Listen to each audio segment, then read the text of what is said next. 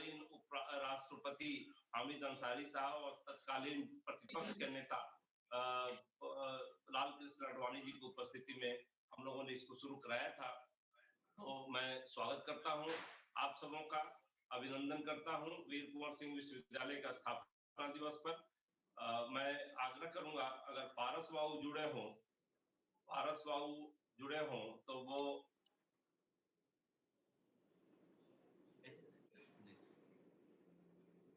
नहीं, अभी नहीं आए, अभी नहीं जुड़े हैं, अभी नहीं जुड़े हैं। पारस बाबू जुड़े हैं?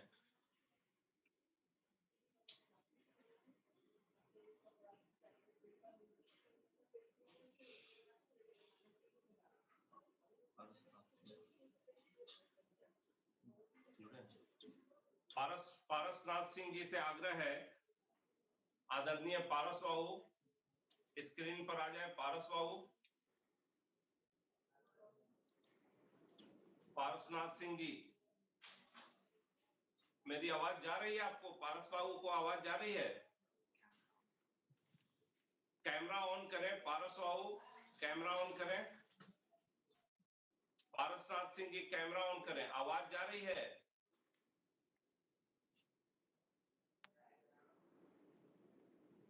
मेरी आवाज पारस बाबू सुन रहे हैं क्या?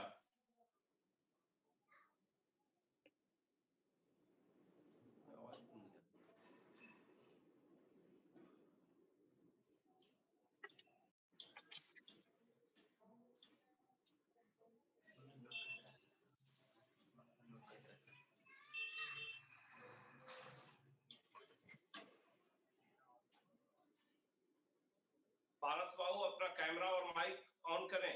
पारस बाबू अपना कैमरा और ऑन करें। एक मिनट हम आप लोग से आग्रह करेंगे, 1 सेकंड में शुरू करते हैं।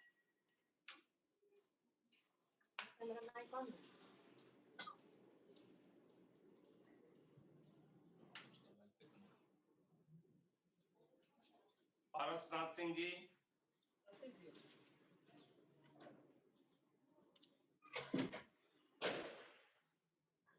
सर अपना कैमरा ऑन करिए, कैमरा और आवाज भी आपने बंद किया है सर, अपना आवाज भी ऑन करिए सर।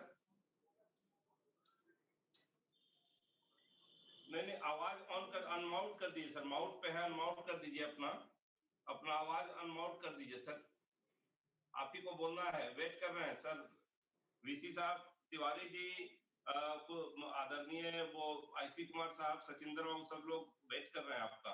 कैमरा वो ऑन करिए सर, अनमाउट कर दीजिए। शशि कुमार जी। जी सर अगर हो सके तो मैं पहले बोल दूं, क्योंकि 11:15 पे ट्रेन है। सर पता है सर, अभी आप ही का होगा सर। एक स्वागत की औपचारिकता है। पारस बाबू चूंकि पहले फाउंडर रजिस्ट्रार रहे हैं यहाँ, इसलिए मैं चाहता हूँ कि 2 मिनट उनका हम लोग सुन के आपका करवाते। पारस बाबू जुड़े?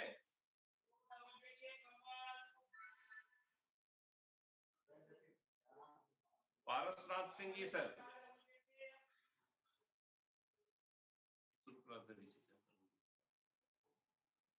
किसी कारण से पारस बाबू नहीं जुड़ पा रहे हैं।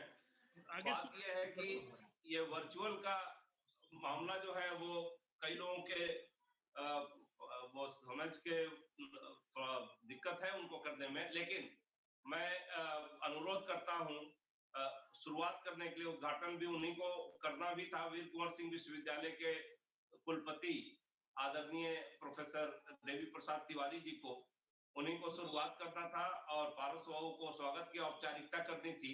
तो मैं आप सब लोगों का उस औपचारिकता को, पारस बाबू आएंगे तो बोलेंगे, मैं उस स्वागत की औपचारिकता को पूरा करते हुए उद्घाटन भाषण के लिए, उद्घाटन संबोधन के लिए मैं कुलपति आदरणीय प्रोफेसर देवी प्रसाद तिवारी जी से आग्रह करता हूं कि वो आज स्थापना दिवस पर अपना संबोधन करें। आदरणीय प्रोफेसर देवी प्रसाद तिवारी जी। बहुत बहुत धन्यवाद शशि कुमार जी। आज के इस कार्यक्रम के आयोजन के लिए वीर कुंवर सिंह विश्वविद्यालय आरा की तरफ से मैं आपको बहुत बहुत बधाई देता हूं कि आपने विश्वविद्यालय को अपना मानकर और उसके स्थापना दिवस के अवसर पर विश्वविद्यालय के भूतपूर्व अनेक कुलपतियों को, प्रतिकुलपतियों को, तमाम पदाधिकारियों को जोड़कर आपने ये कार्यक्रम सफलतापूर्वक संचालित करने का जो साहस दिखाया और जो आपने समय निकाला, उसके लिए मैं अपनी तरफ से और विश्वविद्यालय की तरफ से आपके प्रति आभार व्यक्त करता हूं। इस कार्यक्रम में जुड़े हुए हमारे यशस्वी भूतपूर्व कुलपति वीर कुंवर सिंह विश्वविद्यालय प्रोफेसर IC कुमार साहब, सचिंद्र कुमार सिंह जी, वर्तमान प्रतिकुलपति NK शाह साहब, फाउंडर रजिस्ट्रार जैसा आपने बताया डॉक्टर पारसनाथ सिंह जी, राम तवक्या सिंह जी, विश्वविद्यालय के शिक्षकगण और कर्मचारी बंधु तथा छात्र छात्राएं जो इस कार्यक्रम से जुड़े हुए हैं, और ऐसे तमाम लोग जो इस विश्वविद्यालय से कभी भी उनका कोई संबंध रहा अथवा नहीं रहा, जो आज इस कार्यक्रम में सम्मिलित हैं, मैं सबका वीर कुंवर सिंह विश्वविद्यालय भोजपुर आरा की तरफ से स्वागत करता हूं, अभिनंदन करता हूं और सभी को विश्वविद्यालय के स्थापना दिवस के इस पुनीत अवसर पर बधाई देता हूं, ताकि आप सभी लोगों के आशीर्वाद से भविष्य में भी ये विश्वविद्यालय पुष्पित होता रहे, पल्लवित होता रहे, विकसित होता रहे और शाहाबाद क्षेत्र के जनता को, यहाँ के विद्यार्थियों को, यहाँ की भावी पीढ़ी को इस शिक्षण संस्थान से मिलने वाली प्रत्येक सुविधा मिलती रहे और इस क्षेत्र में शिक्षा का एक विकास बाबू वीर कुंवर सिंह के नाम पर स्थापित इस विश्वविद्यालय के माध्यम से होता रहे। आप सभी को पता है कि 22 अक्टूबर 1922 को 1857 के स्वतंत्रता संग्राम सेनानी बाबू वीर कुंवर सिंह के नाम पर भोजपुर में इस विश्वविद्यालय की स्थापना हुई और ये विश्वविद्यालय वर्तमान में रोहतास, कैमूर, भोजपुर और बक्सर 4 जिलों में फैला हुआ है, जिसका कार्य क्षेत्र है और इसमें मुख्यालय स्तर पर लगभग 20 स्नातकोत्तर विभाग हैं। इसके अलावा 100 वित्त पोषित पाठ्यक्रम के रूप में MBA, MCA, BCA, BBA इसका भी अध्यापन कार्य किया जाता है। विश्वविद्यालय में 17 अंगीभूत महाविद्यालय हैं। 18वां एक महाविद्यालय राजकीय महाविद्यालय नौहट्टा के रूप में विगत वर्ष स्थापित हुआ, जिसमें प्रवेश कार्य भी प्रारंभ हो गया और अच्छी तरह से वो महाविद्यालय संचालित होने लगा। एक नया राजकीय महाविद्यालय जगदीशपुर में स्थापित किए जाने की नींव पड़ चुकी है और उसके भवन का भी निर्माण प्रारंभ हो चुका है। जमीन भी अलॉट हो गई है और सरकारी एजेंसी के माध्यम से इसके भवन का निर्माण कार्य प्रारंभ हो चुका है। वर्तमान में विश्वविद्यालय से 54 संबद्ध महाविद्यालय हैं, 23 BEd कॉलेज हैं, 2 विधि महाविद्यालय हैं और विश्वविद्यालय यूनिवर्सिटी ग्रांट कमीशन के 2F और 12B में रजिस्टर्ड है, जिससे विश्वविद्यालय अनुदान आयोग के द्वारा विभिन्न मदों में अनुदान राशि और सहायता राशि प्राप्त होती है, जिससे विश्वविद्यालय का विकास निरंतर हो रहा है। इस विश्वविद्यालय में अपना एक सेंट्रल पुस्तकालय है, जिसकी सारी पुस्तकालय वर्तमान में ऑनलाइन हो चुकी हैं। इसके अलावा विश्वविद्यालय में अपना महिला छात्रावास है, एक कंप्यूटर सेंटर है और पूरा परिसर वाईफाई से कनेक्टेड है। विश्वविद्यालय में छात्रों के लिए छात्र संघ भवन, शिक्षकों के लिए शिक्षक संघ, बैंक की सुविधा, कर्मचारियों और शिक्षकों के रहने के लिए स्थान और आवास उपलब्ध हैं।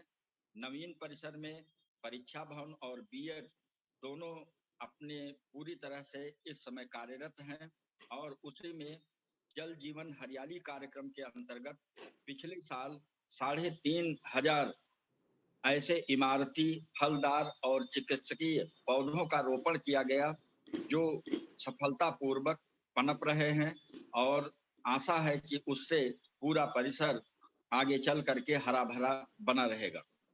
इसी 0 माइल के प्रांगण में एक प्रशासनिक भवन बनाने की स्वीकृति मिल चुकी है, पैसा भी अलॉट हो चुका है। चूंकि परिसर में थोड़ा पानी का जमाव है, वो जमाव समाप्त हो जाने के बाद जो कार्यदायी संस्था BSIDC है, वो इसका निर्माण प्रारंभ करेगी। माननीय सदस्य वशिष्ठ नारायण सिंह जी के द्वारा इसी नूतन परिषद में कुछ अनुदान दिया गया है 1.5 करोड़ के आसपास, और उससे एक 200 सीट वाले ऑडिटोरियम का निर्माण भी, उसका प्राक्कलन तैयार हो गया, नक्शा बन गया, एस्टीमेट पास हो गया, और जिस कार्यदायी संस्था को उन्होंने वो पैसा अलॉट किया है वो भी शीघ्र ही इसका निर्माण प्रारंभ करने का प्रयत्न कर रहा है। 8 करोड़ की लागत का हम लोगों ने इसी परिसर में 2 प्रोजेक्ट खेल की सुविधाओं को विस्तारित करने के लिए भारत सरकार में भेजा है, और आशा है कि हमें स्वीकृति मिल जाएगी तो एक अच्छे से खेल सेंटर के रूप में हम 0 माइल में अपने नवीन परिसर को विकसित कर पाएंगे। अभी वहां पर गेट और परीक्षा भवन के एक्सटेंशन काउंटर का भी निर्माण का कार्य स्वीकृति स्तर पर पूरा हो चुका है, और थोड़ा सा बरसात समाप्त हो जाने के बाद ये भी कार्य पूरा किया जाएगा। वर्तमान में एक नया विषय स्नातकोत्तर स्तर पर खोले जाने की बिहार सरकार ने मान्यता दे दी है, और वो विषय है प्राचीन इतिहास और एशियाई अध्ययन विषय। विश्वविद्यालय ने अपने अभिषद से पारित करा करके विश्वविद्यालय परिसर में LLB और LLM के क्लासेज को प्रारंभ करने के लिए अपना प्रस्ताव बार काउंसिल ऑफ इंडिया को प्रेषित कर दिया है, और वहां से मंजूरी मिलने के बाद इस नवीन पाठ्यक्रम में भी अध्यापन का कार्य शुरू होगा। विश्वविद्यालय ने प्रयास किया कि वो अंतरराष्ट्रीय स्तर पर तमाम विश्वविद्यालयों से MOU करे, जिसमें Birbal Sahni institute of palaeobotany Lucknow के साथ, जापान की यूनिवर्सिटी के साथ और मॉरिशस के साथ हमारे MOU संपन्न हो चुके, और एक कॉलेज में, जगजीवन कॉलेज में कोरियन लैंग्वेज की पढ़ाई का भी एक सत्र पूरा हो चुका, और सभी बच्चों को उसके प्रमाण पत्र जारी कर दिए गए। विश्वविद्यालय में NSS और NCC की इकाई पूरी तरह से कार्यरत है। समय समय पर वो अपने कार्यक्रम चलाते रहते हैं। आज NSS की इकाई के सहयोग से ही सुबह 8 बजे बाबू वीर कुंवर सिंह के मूर्ति पर माल्यार्पण करके हम लोगों ने स्थापना दिवस का एक शुभारंभ किया और छोटे स्तर पर कार्यक्रम का आयोजन किया। ये इकाई समय समय पर अनेक जागरूकता कार्यक्रम चलाती रहती है, कभी स्वच्छ भारत अभियान, कभी पॉलिथीन उत्पादन के ऊपर रोक लगाने का जागरूकता अभियान, और कोरोना के विषय में लोगों को जागरूक करने के कार्यक्रम, लोगों को मास्क और सैनिटाइजर वितरित करने का काम इस इकाई के द्वारा समय समय पर किया गया है। विश्वविद्यालय इस समय कोरोना के इस आपातकाल में अपनी शिक्षण व्यवस्था में उसने जैसा UGC का सलाह था, जैसा राजभवन का निर्देश था, उसके परिपालन क्रम में ऑनलाइन शिक्षा की व्यवस्था को लागू किया। सारे हमारे शिक्षकों ने, महाविद्यालय के शिक्षकों ने, PG के शिक्षकों ने, सब ने बड़े ही तन्मयता के साथ लड़कों को इस आपातकाल में स्टडी मटेरियल उपलब्ध कराया, ऑनलाइन लेक्चर दिया, उन्होंने YouTube लेक्चर तैयार किया, सब विश्वविद्यालय की वेबसाइट पर उपलब्ध है। और एक मनोवैज्ञानिकों का संगठन भी बनाया गया, जो टीचर हमारे यहाँ साइकोलॉजी के थे, उनका भी एक समूह हमने तैयार किया। उनका मोबाइल नंबर, उनका कांटेक्ट नंबर यूनिवर्सिटी की वेबसाइट पर उपलब्ध कराया गया। जिन बच्चों को इस आपातकाल में किसी तरह की परेशानी आ रही थी, पाठ्यक्रम के विषय में, परीक्षा के विषय में और पढ़ाई के विषय में, सबकी उन्होंने काउंसलिंग की, और किसी भी लड़के को किसी तरह की चिंता से उन्होंने मुक्त रखा। ये व्यवस्था इस समय हमारे वेबसाइट पर आज भी अनवरत जारी है। विश्वविद्यालय ने निरंतर ये प्रयत्न किया कि वो अपने सेशन को रेगुलराइज कर ले जाए। हालांकि उस टारगेट को प्राप्त करते करते ही कोरोना की एक महामारी हम लोगों के सामने आई, जिससे जो परीक्षाएं 30 जून तक संपन्न हो जानी थी वो नहीं संपन्न हो पाई। लेकिन हम लोगों ने फिर से यूनिवर्सिटी ग्रांट कमीशन के SOP और राजभवन के आदेश के हिसाब से परीक्षा समिति की बैठक करके सभी फाइनल सेमेस्टर के पहले तक के बच्चों को प्रमोट करने की पूरी प्रक्रिया पूरी कर ली है, और BA थर्ड ईयर का, MA फाइनल सेमेस्टर का, बीएड का इम्तहान हम नवंबर महीने में कराने जा रहे हैं। और अभी तक ये कार्य UMIS के द्वारा हुआ करता था। हम लोगों ने अपना एक कंप्यूटर सेंटर भी विकसित किया, जिसमें एक योग्य शिक्षक अमरेंद्र नारायण भारत इस दायित्व का निर्वहन कर रहे हैं। पूरा परास्नातक का परीक्षा फल हम लोग आंतरिक स्तर पर विश्वविद्यालय स्तर पर करते हैं और त्रुटि रहित परीक्षा फल सभी का हमने आउट किया और उनकी मार्कशीट भी बांटने की पूरी तैयारी हो रही है। बीएड एमएड का एंट्रेंस टेस्ट भी करा लिया। बीए में BA BSc और बीकॉम में हमारे प्रवेश की प्रक्रिया लगभग अंतिम चरण में है। 9 सूचियां निकाली जा चुकी हैं। थोड़ी बहुत सीट 100-200 बची है। वो भी उम्मीद है कि इसी छुट्टी के बीच तक लगभग 15 नवंबर तक हमारा जो प्रवेश का कार्यक्रम है वो पूरी तरह सफलतापूर्वक संपन्न हो जाएगा। हमने 2009, 2010, 2011, 2012 की संपूर्ण डिग्रियां बना करके संबंधित महाविद्यालयों को प्रेषित करा दी हैं। इसके अलावा विश्वविद्यालय में ऑनलाइन डिग्री डिस्ट्रीब्यूशन पद्धति भी लागू है, जिसमें लगभग 8000 लड़कों ने अप्लाई किया है। वो डिग्रियां सबको लगभग बांट दी गई हैं और 6000 केसेज को जिनकी डिग्री बांटी गई है उसको ऑनलाइन राजभवन के पोर्टल पर अपडेट भी कर दिया गया है। 1500-2 हजार डिग्री बाकी है, जिनको हम लोग अति शीघ्र ही बना करके डिस्ट्रीब्यूट कर देंगे। हमारे यहाँ जितने JRF कैंडिडेट हैं सबकी छात्रवृत्ति जो विश्वविद्यालय अनुदान आयोग से मिलती है वो कंप्यूटर सेंटर के माध्यम से सबको समय से वितरित कर दी जा रही है। HIG पोर्टल पर हमारे विश्वविद्यालय का सब डाटा अपलोड हो चुका है। 2-4 महाविद्यालय हैं जिन्होंने नहीं किया है, उनको निरंतर चिट्ठियां लिखी जा रही हैं कि वो भी अपना डाटा उपलब्ध करा दें और हम लोग राजभवन की वेबसाइट पर अपडेट रहें। विश्वविद्यालय में जितने शिक्षकों के स्थान रिक्त थे सबका रोस्टर क्लियर करा करके आयोग को उसकी सूचना प्रेषित कर दी गई। आयोग ने सभी पदों को विज्ञापित कर दिया और उम्मीद है कि इन सारे रिक्त पदों पर आयोग के द्वारा निकट भविष्य में सब अस्थायी रूप से नियुक्तियां कर दी जाएंगी और विश्वविद्यालय में जो शिक्षकों की कमी है उसकी भरपाई हो पाएगी। गेस्ट लेक्चरर में 17 विषयों में चयन समिति हमने पहले करा दी थी। रोस्टर क्लियर नहीं था इसलिए ज्वाइन नहीं करा पाए थे। इधर रोस्टर क्लियर होने के बाद तेजी से 5-6 विषयों में शिक्षकों को ज्वाइन कराया गया, लेकिन आचार संहिता लग जाने की वजह से कुछ विषय में चयनित शिक्षकों को ज्वाइन नहीं कराया जा सका है। वो जैसे ही आचार संहिता खत्म होगी उनको भी ज्वाइन करा दिया जाएगा। तो आप सभी के सहयोग से विश्वविद्यालय निरंतर अपने प्रगति पथ पर अग्रसर है। आप सभी की आशीर्वाद, आप सभी की शुभकामनाएं विश्वविद्यालय को मिलती रहेंगी और हमें आशा और विश्वास है कि आप लोगों के दिशा निर्देश में, आप लोगों के सहयोग से ये विश्वविद्यालय एक आदर्श विश्वविद्यालय की उपलब्धियों को स्पर्श कर सकेगा, उन उपलब्धियों को प्राप्त करेगा और क्षेत्र की जनता यहाँ के शिक्षा व्यवस्था से लाभान्वित होगी। इन्हीं शब्दों के साथ मैं अपनी वाणी को विराम देता हूँ। जय हिंद, जय भारत। बहुत बहुत धन्यवाद, बहुत बहुत धन्यवाद सर। आपने आज स्थापना दिवस के अवसर पर जो बातें कही है वो निश्चित तौर पर अपनी बात है, लेकिन विश्वविद्यालय में जो कमियां हैं वो भी अपनी जगह पर है। और मैं एक प्रधानाचार्य से 2 मिनट का टिप्पणी लेना चाहूंगा। मैं उनको, नरेंद्र कुमार जी यहाँ उपस्थित हैं, महाराजा कॉलेज के प्रधानाचार्य नरेंद्र कुमार जी, मैं आपसे आग्रह करूंगा कि आप 2 शब्द में, आप एक कॉलेज के प्रधानाचार्य हैं, जरा बताएं। तो मैं IC कुमार साहब के तरफ आगे बढ़ूंगा, सचिंदर सर के तरफ। नंद किशोर साहा जी हमारे बीच उपलब्ध हैं। नरेंद्र कुमार जी,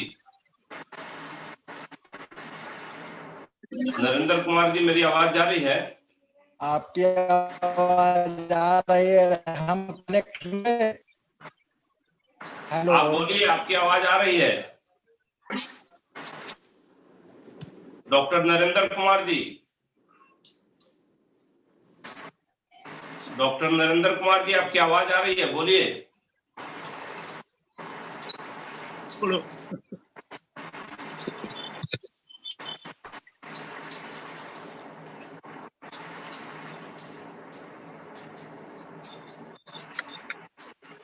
आवाज बोली म्यूट। आवाज अनम्यूट कर दीजिए, थोड़ा आवाज आपने म्यूट किया हुआ है, आवाज अनम्यूट कर दीजिए नरेंद्र कुमार जी। जी हाँ आप बोलिए। नहीं, मेरा आग्रह है कि हमारे जो पूर्व कुलपति लोग हैं आप उनसे बुलवाएं। हेलो, आपका मैं ये जानना, कुलपति महोदय ने जो बातें कही अभी विश्वविद्यालय के विकास के संबंध में, तो एक छोटी सी टिप्पणी आपसे लेना चाहता हूं कि आप कॉलेज में क्या महसूस करते हैं, कॉलेज को चलाने में कैसा महसूस करते हैं? कॉलेज मैं सबसे पहले आज स्थापना दिवस के अवसर पर उपस्थित हमारे कुलपति डॉक्टर जीपी तिवारी साहब हैं, मैं उनका स्वागत करता हूं। और हमारे बीच हैं डॉक्टर आईसी कुमार साहब, मैं पूर्व कुलपति, मैं उनका भी स्वागत करता हूं। मैं स्वागत करता हूं सैयद मुमताजुद्दीन साहब जो पूर्व कुलपति हैं, मैं उनका भी स्वागत करता हूं। पूर्व हमारे प्रति कुलपति साहब नंद किशोर शाह साहब हैं, उनका स्वागत करता हूं। और अध्यक्ष वीर कुंवर सिंह विश्वविद्यालय पूर्ववर्ती छात्र संघ प्रदीप कुमार बालमुचु साहब हैं, उनका मैं स्वागत करता हूं। और आपने इस स्थापना दिवस को आयोजित कराया उसके लिए भरपूर प्रयास किया, मैं आपका भी स्वागत करता हूं।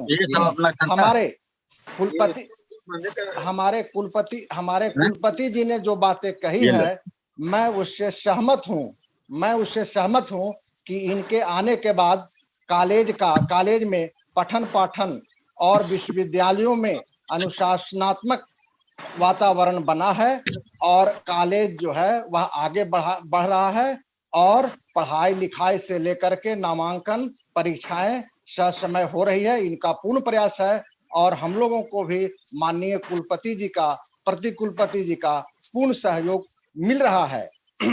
हमारे कुलपति जी पूर्व के द्वारा जो कुलपति नहीं कर पाए थे उसको सुधारने में या उनके द्वारा जो गलतियां हुई है उसको सुधारने में ज्यादा समय हमारे वर्तमान कुलपति जी का लग रहा है। मैं इस बात को आपसे भी कहता हूं और लोग जो बैठे हैं मैं उनसे भी कह रहा हूं। और हमारे कुलपति और प्रति कुलपति दोनों की सकारात्मक भूमिका है विश्वविद्यालय को आगे बढ़ाने में। शशि बाबू बहुत धन्यवाद।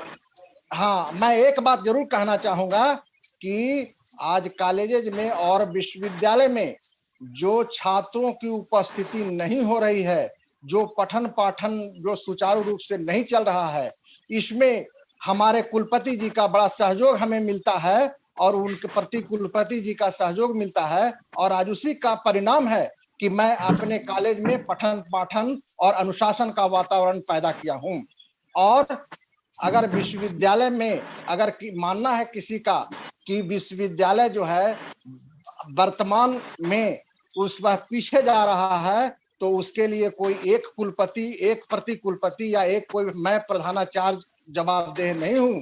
यह पूर्व से जो स्थिति है उसको संभाला जा रहा है और इसके लिए छात्रों को, अभिभावकों को और मुख्य रूप से मैं कहूंगा कि यहाँ के शिक्षकों को जवाबदेही लेनी होगी ताकि हमारे विश्वविद्यालय और कॉलेज के पठन पाठन से लेकर के अनुशासन का वातावरण बने। और आप समाज सेवी लोगों को भी इसमें सहयोग मिलना चाहिए। धन्यवाद। इन्हीं बातों के साथ मैं अपनी वाणी को विराम देता हूँ और सभागार में उपस्थित बहुत बहुत धन्यवाद डॉक्टर नरेंद्र कुमार जी। आप एक बड़े कॉलेज के प्रधानाचार्य हैं और आपकी बातें सामने आई है। आप स्मरण रहना चाहिए इस बात का कि यह विश्वविद्यालय जो है 1857 के प्रथम स्वतंत्रता संग्राम के महानायक बाबू वीर कुंवर सिंह के नाम पर है और वो 1857 के ऐसे चमकीले योद्धा थे जिन्होंने अंग्रेजों को एक बार नहीं बार बार पराजित किया था और जन सहयोग से पराजित किया था। अगर विश्वविद्यालय की दशा सही नहीं है तो दिशा देने के लिए अगर बार बार जन आंदोलन करना पड़े तो यहाँ की जनता को उसके लिए तैयार रहना होगा। मैं 1 मिनट के लिए मैं आमंत्रित करना चाहता हूँ कार्य समिति के सदस्य और ब्यूरो चीफ भीम सिंह भवेश जी यहाँ हैं, राष्ट्रीय एक बड़े अखबार के ब्यूरो प्रभारी हैं। मैं भीम सिंह भवेश जी को आमंत्रित करता हूँ 2 मिनट विश्वविद्यालय के दशा और दिशा पर 2 मिनट अपनी बात कहेंगे। भीम सिंह भवेश जी। हम राहुल को छोड़कर राहुल को यहाँ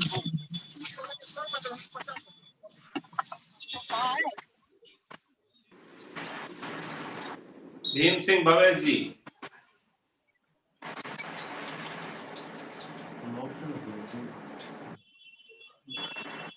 भीम जी। हेलो, हाँ आवाज आ रही है मेरी? आवाज आ रही है, बोलिए। मेरी आवाज आ रही है? बिल्कुल आवाज आ रही है, आप बोलिए। बोलिए, आपकी आवाज आ रही है। हाँ, धन्यवाद। इस वेबिनार में शामिल तमाम लोगों को मेरी ओर से हार्दिक शुभकामनाएं। डॉक्टर शशि जी, हेलो। हाँ बोलिए, सुन रहे हैं, आवाज आ रही है, बोलिए। हेलो, बोलिए, सुन रहे हैं हम लोग। अच्छा, आपकी आवाज आ रही है भीम जी, बोलिए। चलिए, बड़ी खुशी हुई इस आयोजन को लेकर, और मैं दिल से आपको के प्रति आभार व्यक्त करता हूं, क्योंकि जब यह विश्वविद्यालय बना था तो मुझे इस बात की जरूर खुशी है कि सितंबर 92 मेरी एक रपट छपी थी आज अखबार में, जिसमें 2 शिलालेखों का उल्लेख था। एक का उद्घाटन आदरणीय लालू यादव किया था और दूसरे का जगन्नाथ मिश्रा जी ने। उसके बाद स्वर्गीय सुरेंद्र नाथ सिंह जी जो संस्थापक कुलपति थे, उन्होंने ही यह बात बताई थी। और इस विश्वविद्यालय का जो लोगो देख रहे हैं आप लोग, लोगो यहाँ के कला महाविद्यालय के आचार्य डॉक्टर निर्मल जी के सौजन्य से उस समय हम लोग ने बनवाया था। आज सुखद आश्चर्य इस बात को लेकर होता है कि कुछ विश्वविद्यालय के कुछ विभाग मुझे बहुत बेहतर तो लगते हैं, लेकिन जो विश्वविद्यालय की स्थिति है अभी भी हमको लगता है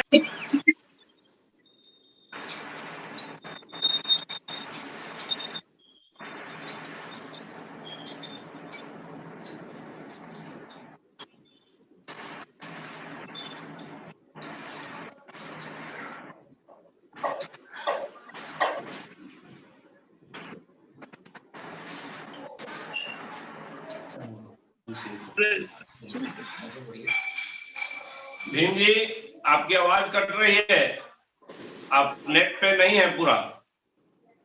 छोड़ो भाई, हम लोगों को भी कुछ टाइम दो। आपकी आवाज, हाँ बोलिए।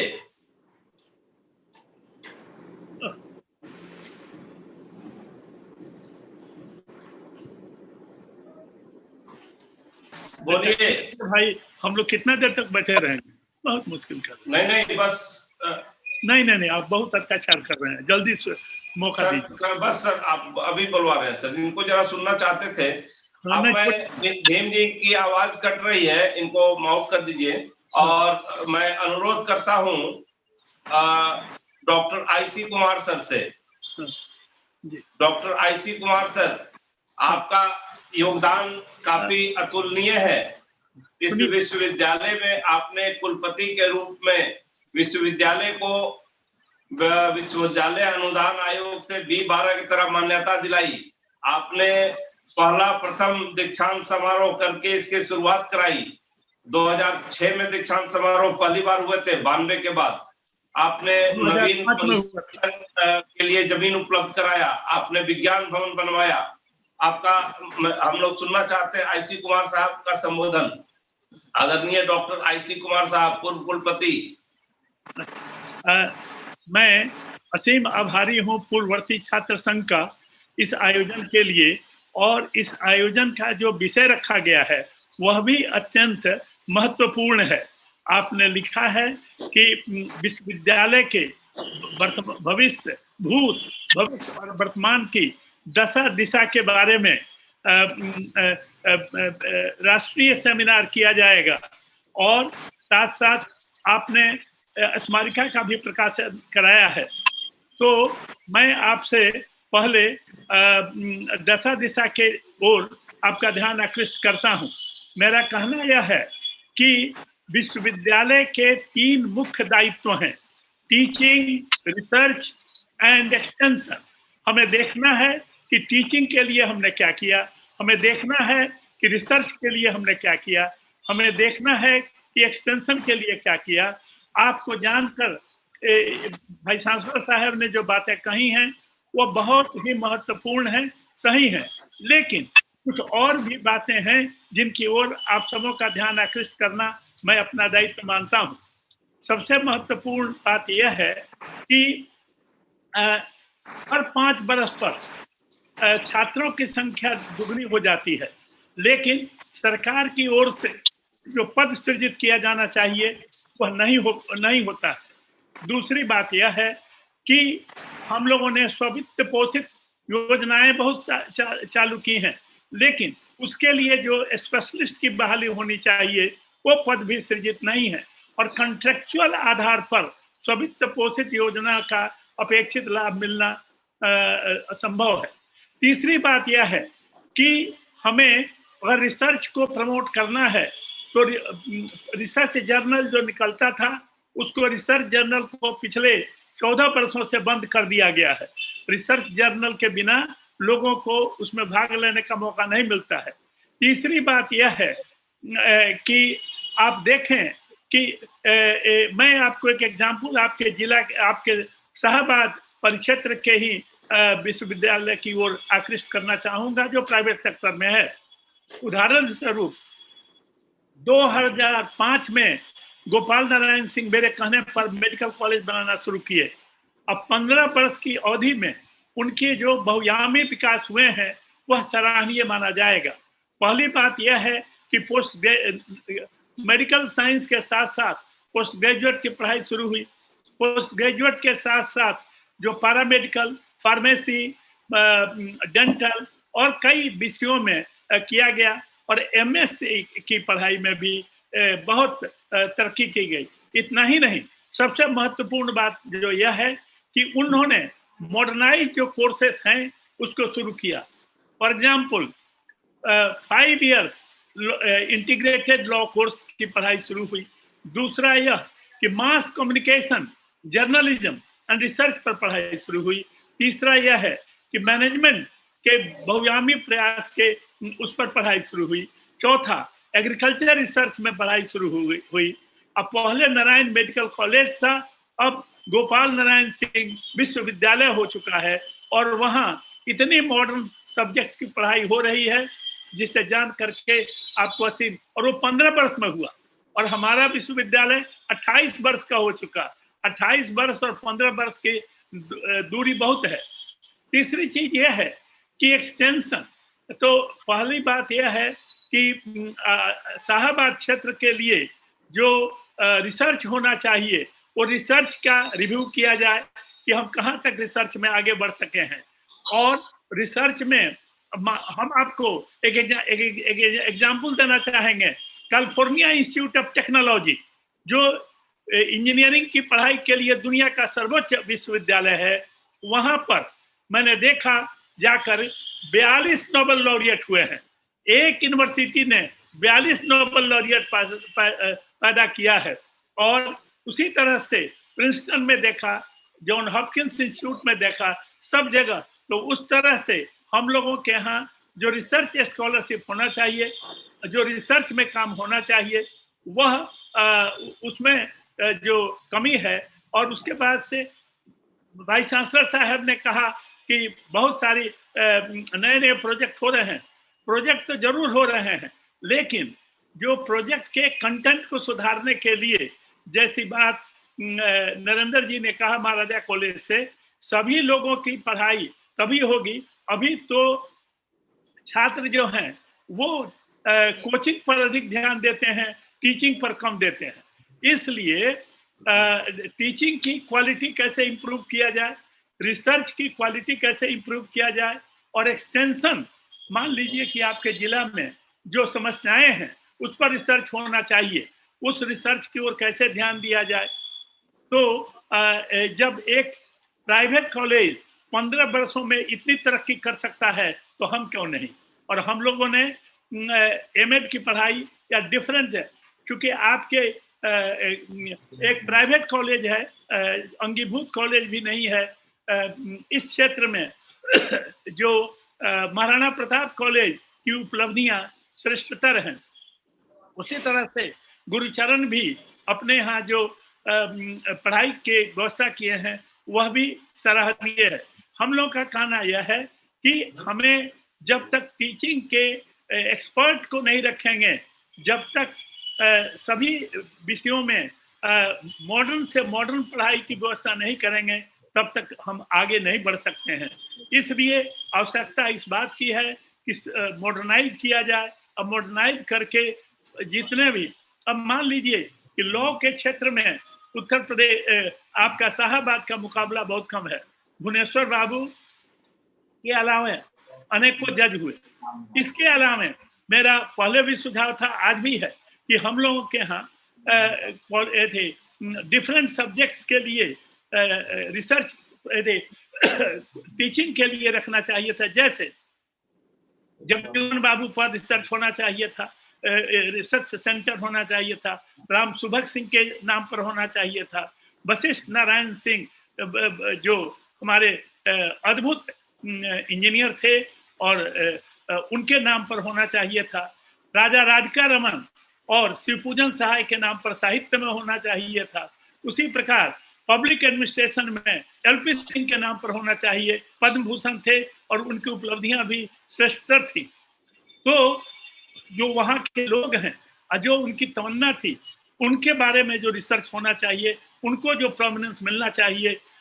उसी तरह से कॉमर्स के क्षेत्र में भी एसडी का जो कंट्रीब्यूशन था वो बड़ा सराहनीय था। इसीलिए आपकी उपलब्धि बहुत अच्छी है, लेकिन श्रेष्ठतर उपलब्धि के लिए आगे बढ़ करके आपको इन सारी कमियों को दूर करना चाहिए। शिक्षकों की संख्या बढ़ानी चाहिए। शिक्षक नहीं रहेंगे तो लड़के क्या करें? हमने विदेशों में देखा कि 20 स्टूडेंट पर एक टीचर होते हैं, और यहाँ आप अपने यहाँ देख लीजिए कि हजारों स्टूडेंट्स हैं और टीचर की संख्या कितनी कम है। 92 में आपका कॉलेज हुआ, 98 में 63 पोस्ट सैंक्शन किए गए, पोस्ट सैंक्शन कर दिए गए, लेकिन भरने की बात नहीं की गई। और आज हर 5 वर्ष पर जो दुगना होता है, उसके लिए शिक्षकों की सरकार, इसके लिए सरकार भी जिम्मेवार है।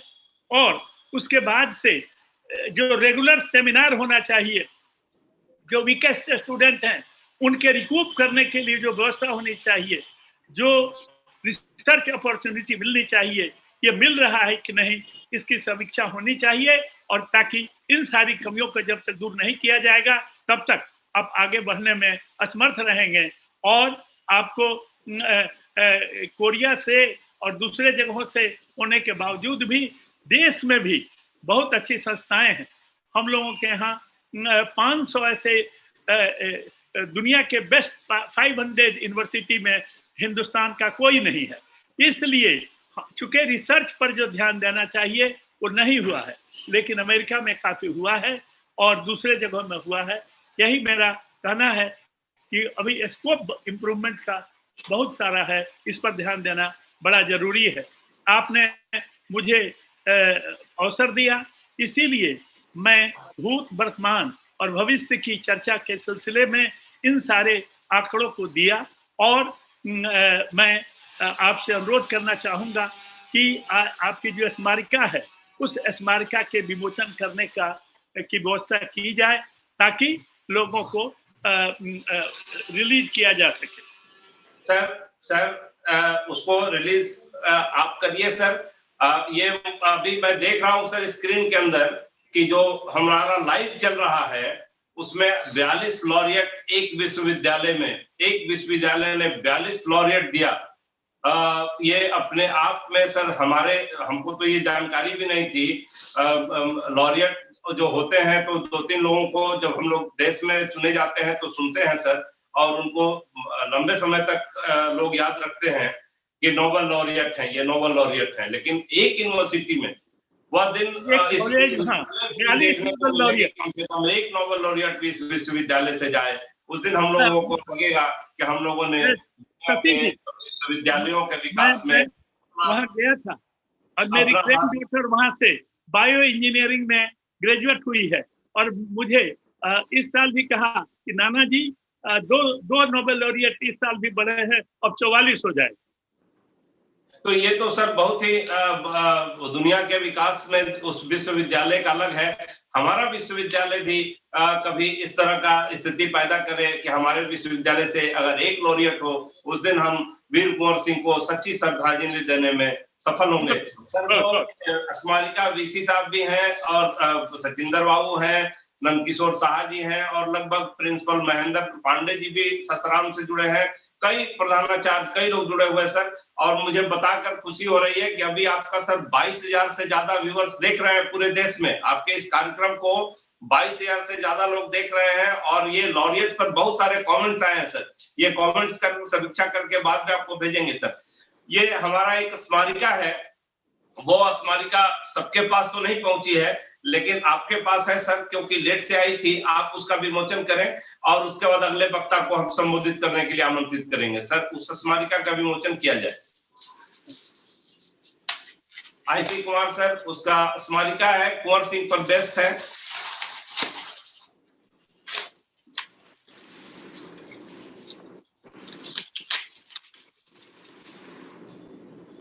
बहुत बहुत धन्यवाद। यह स्मारिका हम सबको भिजवाएंगे, सबके पास पहुंच जाएगी। वर्चुअल कोरोना काल में ये सब वर्चुअल करना पड़ रहा है, नहीं तो हम लोग एक बड़ा आयोजन करते और करेंगे भी आने वाले दिनों में। बहुत बहुत धन्यवाद सर, आपने अपनी बात कही। आपने हमें हमारे इस स्थापना दिवस में आकर के हमारा मान सम्मान बढ़ाया है। हमारे एक पूर्व कुलपति डॉक्टर प्रोफेसर सचिंदर सर यहाँ उपलब्ध हैं, उपस्थित हैं। उन्होंने जुड़ने के लिए हमारे आग्रह को स्वीकार किया है। मैं आग्रह करता हूं सचिंदर कुमार सिंह जी से। Doctor professor Sachinder Kumar Singh ji philosophy Congress के वाइस प्रेसिडेंट हैं ऑल इंडिया के। हमारे यहाँ वीसी थे और काफी उस समय इन्होंने कुछ काम भी ऐसे निर्णय लिए थे, कठोर निर्णय लिए थे विश्वविद्यालय के आगे बढ़ाने के लिए। शशि कुमार सिंह जी, आपने मुझे अवसर दिया। आपकी संस्था को, आपके आयोजकों को मैं हार्दिक बधाई देता हूं कि हमें अपने विचार व्यक्त करने का आपने सुअवसर दिया और इस मैगजीन को रिलीज करने का आपने किया। मेरा कहना है कि कुंवर सिंह पर जितना रिसर्च हो सके यह उनके सम्मान में होगा। वैसा अद्भुत योद्धा हिंदुस्तान ने नहीं पैदा किया है और उनके संपूर्ण जीवन पर हमेशा आप काम कराते रहेंगे, यही मेरी आपसे अपेक्षा है। बहुत बहुत धन्यवाद, बहुत बहुत धन्यवाद। God bless. धन्यवाद सर। अगले वक्ता के रूप में प्रोफेसर सचिंदर कुमार सिंह जी, पूर्व कुलपति वीर कुंवर सिंह विश्वविद्यालय, वर्तमान उपाध्यक्ष इंडियन फिलोसफी कांग्रेस, सर ने भी अपने समय में काफी विश्वविद्यालय को मजबूती देने का काम किया था। आदरणीय प्रोफेसर सचिंदर कुमार सिंह जी, मैं आपको आग्रह करता हूं कि आप संबोधित करें। आज आयोजित होने वाले सेमिनार जिसका विषय रखा गया है वीर कुंवर सिंह विश्वविद्यालय वर्तमान और भविष्य, दशा और दिशा, जिसमें इसका राष्ट्रीय वर्चुअल सेमिनार है, वेबिनार जो भी कहें हम। इसमें उपस्थित सहभागीगण, जिसमें प्रोफेसर डीपी तिवारी साहब, वाइस कुलपति वीर कुंवर सिंह विश्वविद्यालय, पूर्व कुलपति प्रोफेसर आईसी कुमार साहब, फिर अभी जो वर्तमान प्रतिकुलपति हैं प्रोफेसर एनके शाह साहब, और जो जुड़े हुए हैं राम तमक्या हो या और लोग जितने भी जुड़े हुए हैं इससे उनको मैं संबोधन करना चाहूँगा। और भी सहभागीगण जितने समूचे इंडिया से जुड़े हुए हैं सबको नमस्कार करूँगा और इसमें उनको मैं एड्रेस करने जा रहा हूँ। सबसे पहले तो मैं डॉक्टर शशि कुमार सिंह जी को धन्यवाद देना चाहूँगा कि आपने मुझे याद किया और ये जो वर्चुअल सेमिनार है उसके संबोधन में एक सहभागी बनाने का आपने रिक्वेस्ट किया, मुझे अच्छा लगा। अभी जो पूर्व वक्ता लोग बोले हैं, professor DP Tiwari ji, professor IC Kumar ji, वो वर्चुअल सेमिनार में वर्चुअल जो पोजीशन है विश्वविद्यालय का उस पर प्रकाश डाले हैं। लेकिन मैं एक दर्शन शास्त्र का छात्र हूँ और दर्शन शास्त्र के छात्र होने के नाते जनरलाइज्ड प्रिंसिपल्स की ओर ही ज्यादा बोलूंगा, बिल्कुल कंक्रीट जो है उसकी ओर मैं ध्यान नहीं दूंगा। सबसे पहले तो मैं ये बताऊंगा कि विश्वविद्यालय कोई जो होता है इसका लक्ष्य क्या होना चाहिए। तो विश्वविद्यालय में उच्च शिक्षा से ताल्लुक रखता है। विश्वविद्यालय का ताल्लुक हायर एजुकेशन से है। एजुकेशन है एक्चुअली क्या? एजुकेशन लैटिन वर्ड एडुकेयर से निकला है, और एडुकेयर का अर्थ होता है टू ड्रॉ आउट, बाहर निकालना। अंदर से जो बाहर निकालना है उसको एडुकेयर कहा जाता है।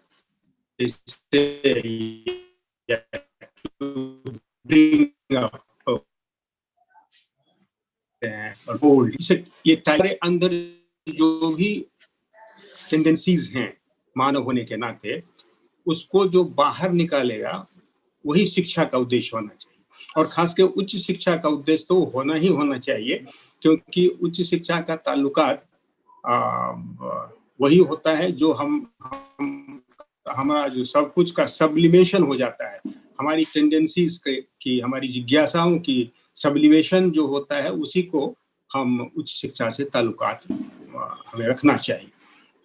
तो विश्वविद्यालय वस्तुतः उच्च शिक्षा से ताल्लुकात रखता है, और इसका नाम जुड़ा हुआ है वीर कुंवर सिंह विश्वविद्यालय। तो वीर कुंवर सिंह का भी एक विशिष्ट स्थान है भारतीय स्वतंत्रता स्वतंत्रता संग्राम से।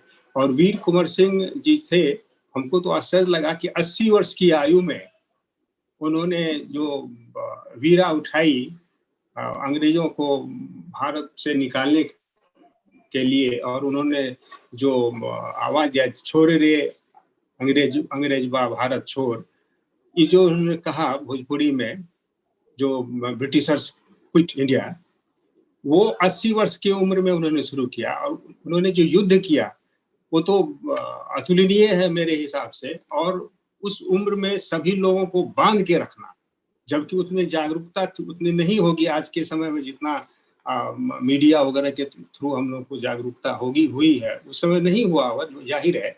लेकिन फिर भी उन्होंने लोकल स्तर पर ही, स्थानीय स्तर पर ही सबको बांध के रखा, और उन्होंने एक बहुत अच्छा संघर्ष दिया।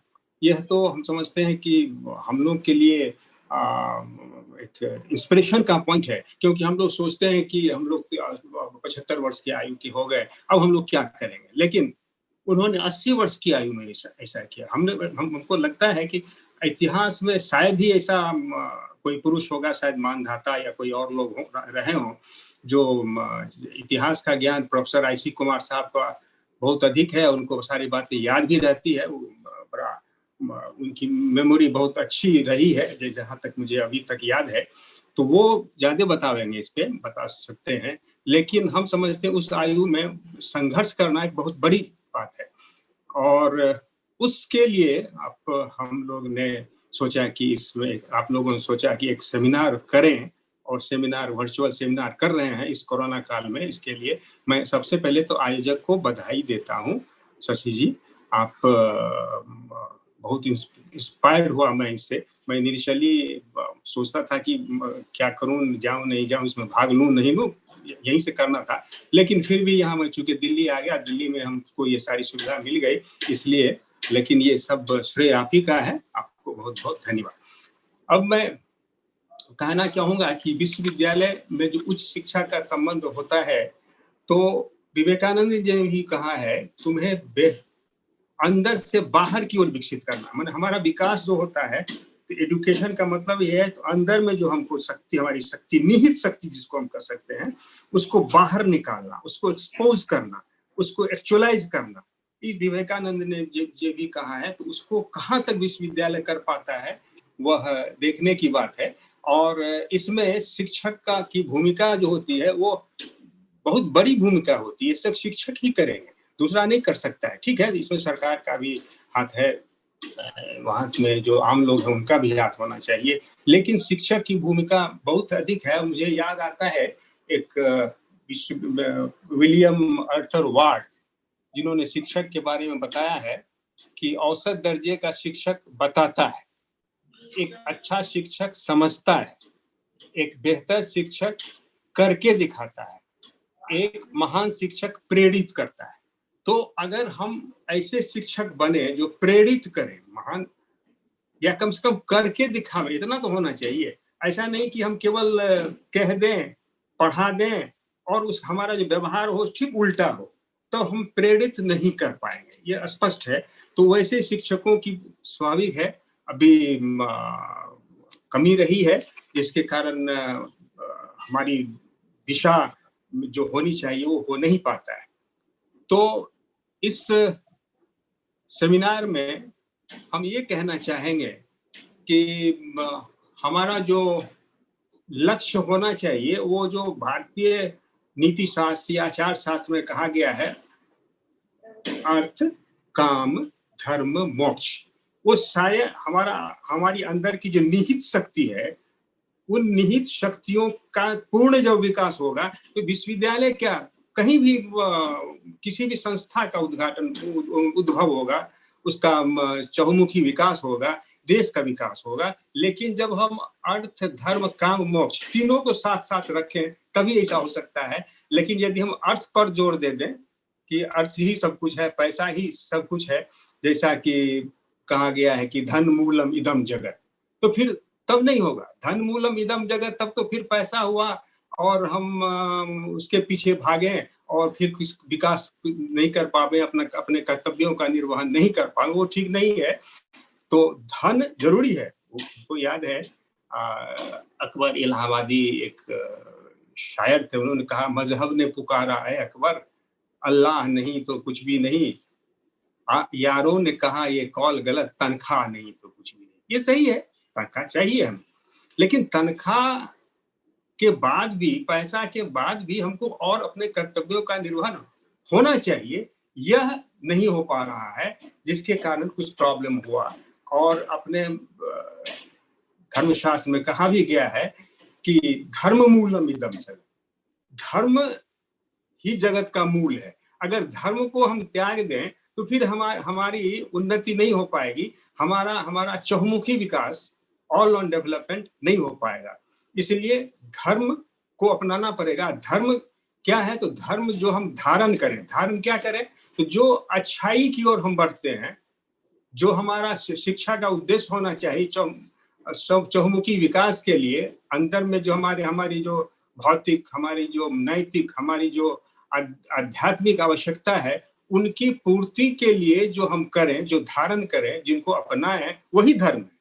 अगर हम इस सारी बातों को ध्यान रखें तो फिर हमारा विकास होगा। लेकिन अभी दुर्भाग्यवश धर्म मूलम इदम जगत हम कहते हैं, लेकिन धर्म को अपनाते नहीं हैं। हम काम पर ही बल दिए रहते हैं, जिसके की सुख भोगने की प्रवृत्ति है, पैसा है, ये सब काम में आता है। और मोक्ष की बात तो शायद हम करते जरूर हैं, लेकिन हम नहीं समझते हैं कि उसके लिए कुछ हम लोग प्रयास करते हैं। वैसे कहा गया है कत्वम सर्वभूतात्मा, वही आत्मा हर जगह है। जब वही आत्मा हर जगह है तो सबके कल्याण के लिए काम तो होना ही चाहिए ना, लेकिन हो नहीं पाता है। तो यह होना जरूरी है। यह तभी होगा जब उच्च शिक्षा का जो उद्देश्य है to draw out something from our within, उसका एक्सटेंशन होना चाहिए। जैसे आईसी कुमार साहब ने कहा, हमारे अंदर की जो निहित शक्तियां हैं उसका एक्सटेंशन होना चाहिए, विस्तार होना चाहिए। तभी इस विश्वविद्यालय का, किसी विश्वविद्यालय का या राज्य का या देश का कल्याण हो सकता है।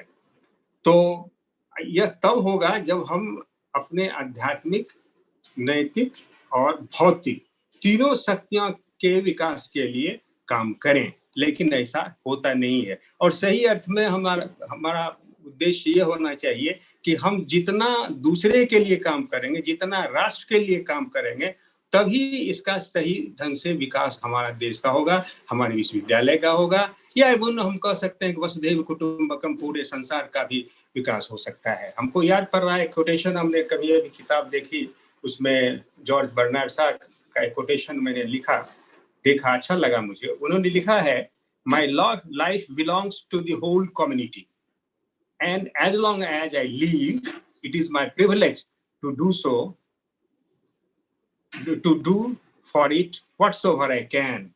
तो ये बर्नार्ड शॉ साहब ने कहा है, तो वो बर्नार्ड शॉ की बात हमें याद रखनी चाहिए कि जब हम कम्युनिटी के लिए जीते हैं, देश के लिए जीते हैं, वही असली जीना होता है। केवल व्यक्ति के लिए जीते हैं वो असली जीना नहीं होता है, वो तो स्वार्थ हो गया, वो तो कुछ नहीं। जैसे एक पशु आता है जाता है, वही हम लोग हो जाएंगे। फिर टॉल्स्टॉय ने भी कहा है, we live for ourselves only when we live for others. जब हम दूसरे के लिए जीते हैं तभी हम अपने लिए सही अर्थ में जीते हैं, वरना वह जीना नहीं है। तो यह तब होगा जब हम अपने अंदर की पूर्ण शक्तियों को भी आगे लावें और विश्वविद्यालय के विकास में हम सहयोग करें। लेकिन अभी दुर्दशा क्या है विश्वविद्यालय की, हम कहना नहीं चाहेंगे। दिशा क्या होना चाहिए ये भी हम अभी आईसी कुमार साहब ने कहा और डीपी तिवारी साहब ने कहा, वो ज्यादा कह चुके हैं। लेकिन हम यही सामान्यतया यही कहेंगे, ये सब तभी हो पाएगा जबकि सरकार का सहयोग हो, जबकि कुलाधिपति का सहयोग हो। अगर सहयोग नहीं होगा तो मैं बहुत बातें शेयर करना नहीं चाहूंगा, तो फिर नहीं हो सकता है। हम कितना भी प्रयास कर लें, उनका सहयोग अपेक्षित नहीं मिलेगा। जनता का सहयोग मिलेगा तो न दशा सुधरेगी, न हम दिशा के बारे में सोच सकते हैं। और हम तो सोचते यही हैं कि हम लोग को जीवन ऐसा जीना चाहिए जिससे कि सबका कल्याण हो और विश्वविद्यालय का कल्याण हो, राष्ट्र का कल्याण हो, देश का कल्याण हो। इसी में समग्र मानवता का कल्याण या विकास निहित होगा। मैं एक 2-4 पंक्ति है उसी के साथ अपनी बात को समाप्त करना चाहूंगा, क्योंकि शशि जी ने कहा था 10 मिनट का समय आपको है, इससे ज्यादा नहीं है। तो वो पंक्तियां हैं, अटल सत्य है यह जीवन का, जो आता है वह जाता है, किंतु सफल वह है जो ईश्वर का सहयोगी बन जाता है। जीवन की आखिरी सांस तक देश का कर्ज चुकाता है। सही अर्थ में जीवन जीना सिर्फ उसी को आता है। मैं इन्हीं चंद शब्दों के साथ अपनी शुभकामना का अंत करता हूं। धन्यवाद। सर को बहुत बहुत धन्यवाद। सर आप जुड़े, आप दिल्ली में हैं, हम मुझे पता है कि आप दिल्ली कल ही पहुंचे हैं और उसके बाद आपने समय दिया और इस विश्वविद्यालय को, मेरी तो इच्छा है कि जब कभी ये कोरोना काल समाप्त हो तो आप सब लोगों को हम लोग यहाँ पे बुला करके आपकी बात सुने, एक सभा करें, और वो भी करेंगे सर। विश्वविद्यालय का जो विषय है, हमारे एक सीनियर प्रोफेसर राम तवक्या सिंह जी यहाँ उपस्थित हैं। प्रोफेसर राम तवक्या सिंह जी का काफी विश्वविद्यालय में कई प्रकार के वो कार्य करते हैं, रचनात्मक, और कई प्रकार के वो कार्य करते हैं। उनको मैं आग्रह करता हूँ प्रोफेसर राम तवक्या सिंह जी को कि वो विश्वविद्यालय के दशा और दिशा, भूत वर्तमान और भविष्य पर 2 शब्द बोले। नंदकिशोर शाह जी हमारे बीच उपलब्ध हैं। नंदकिशोर शाह जी का बड़ा कंट्रीब्यूशन है, इनका हम थोड़ी देर के बाद सुनेंगे। लेकिन आप राम तवक्या बाबू बोलिए। राम तवक्या सिंह जी, राम तवक्या सिंह जी, मेरी आवाज सुनाई दे रही है?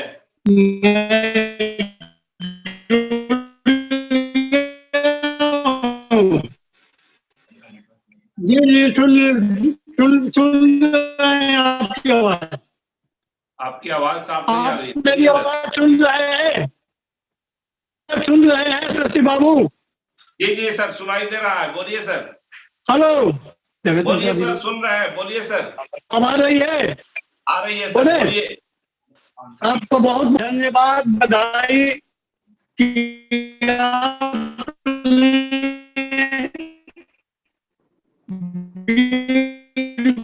सिंह विश्वविद्यालय स्थापना दिवस पर यह कार्यक्रम आयोजित किया और हमारे कुलपति और अभिभावक डॉक्टर वर्तमान वीसी साहब, हमारे कुलपति साहब और जितने भी सभी बंधु यहाँ पर उपस्थित हैं, आदरणीय उपस्थित हैं। अब आज हम लोग उपस्थित हुए हैं यहाँ पर कि वीर कुंवर सिंह विश्वविद्यालय 1992 में विश्वविद्यालय खुला। बात कहना चाहेंगे और ये हो सकता है थोड़ा तकलीफदायक हो, लेकिन इसी में हम लोगों की भलाई है।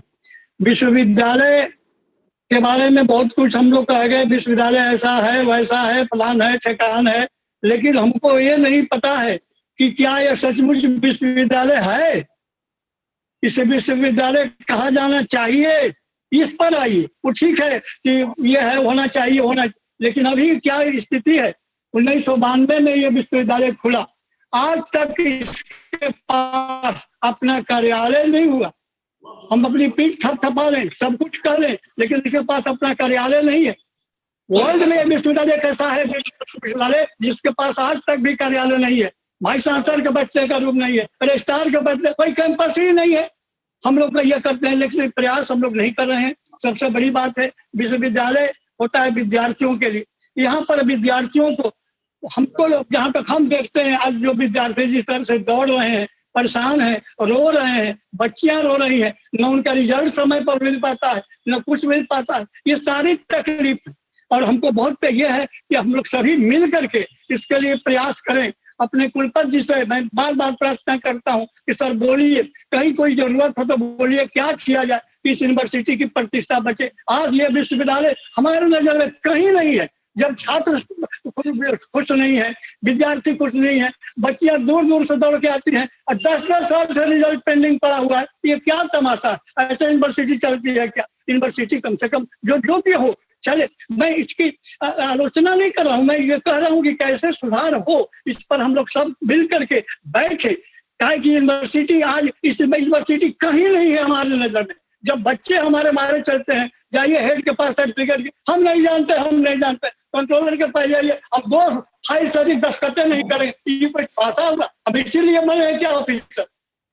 तो मैं अपने माननीय कुलपति जी से कहता हूँ कि सर इस पर ध्यान दीजिए और सबों का सहयोग लेते हुए कीजिए। आज ये यूनिवर्सिटी हम कोई नहीं समझते, हमको याद आती है गोपाल सिंह नेपाली की कविता, बदनाम रहे बटमार मगर घर तो रखवालों ने लूटा, बेटों को 9 लाख सितारों ने लूटा। यही स्थिति है। तो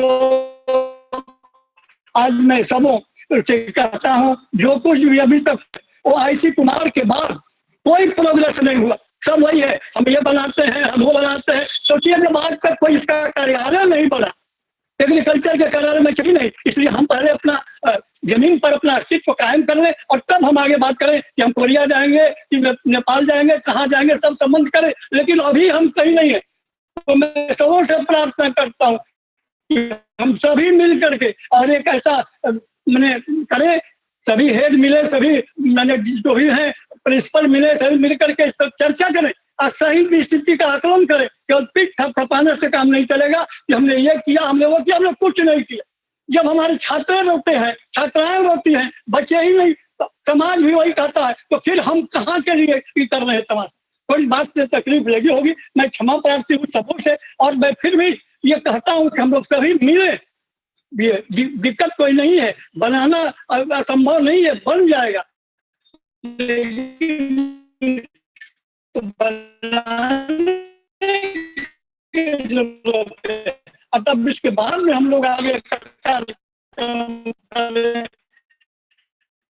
यही हमारी प्रार्थना है। इतना ही मैं कहकर समाप्त करता हूँ। और आपके प्रति बहुत बहुत, ये सबसे बड़ी बात यह है कि ये कार्यक्रम, ये कम बात है क्या?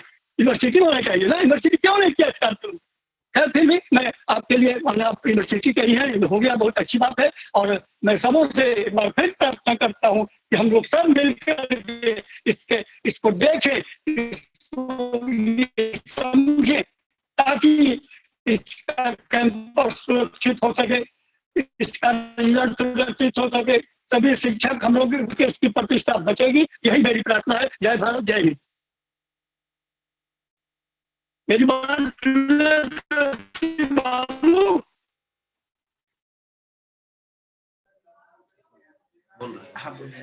बहुत बहुत धन्यवाद राम तवक्या सर जी, आपने कुछ मुद्दे उठाए हैं।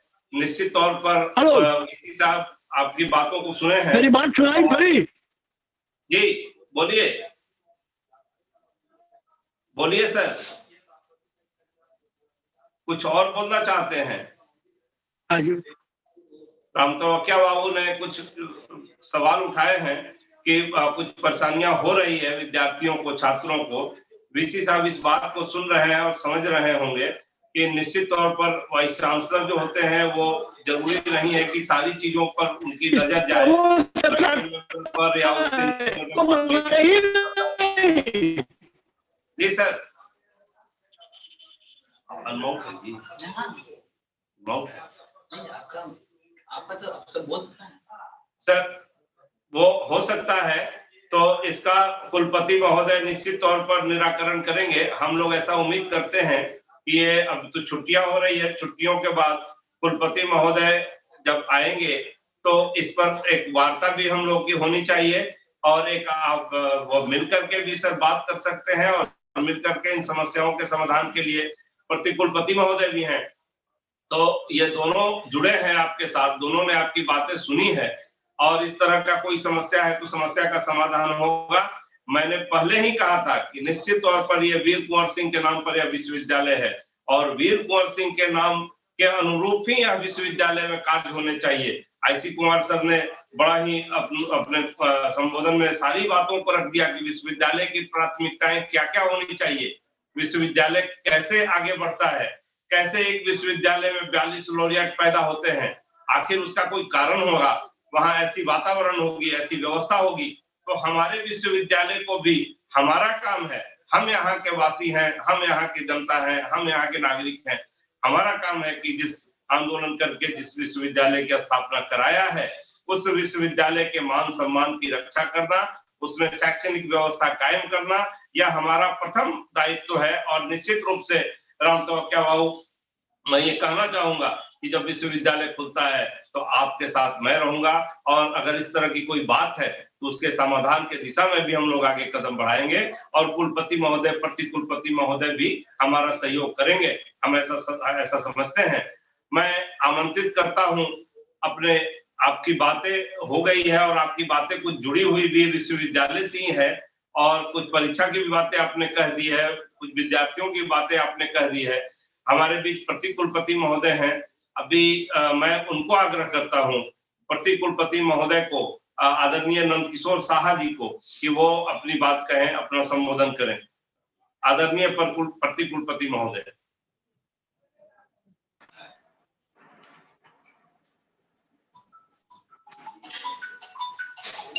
नमस्कार।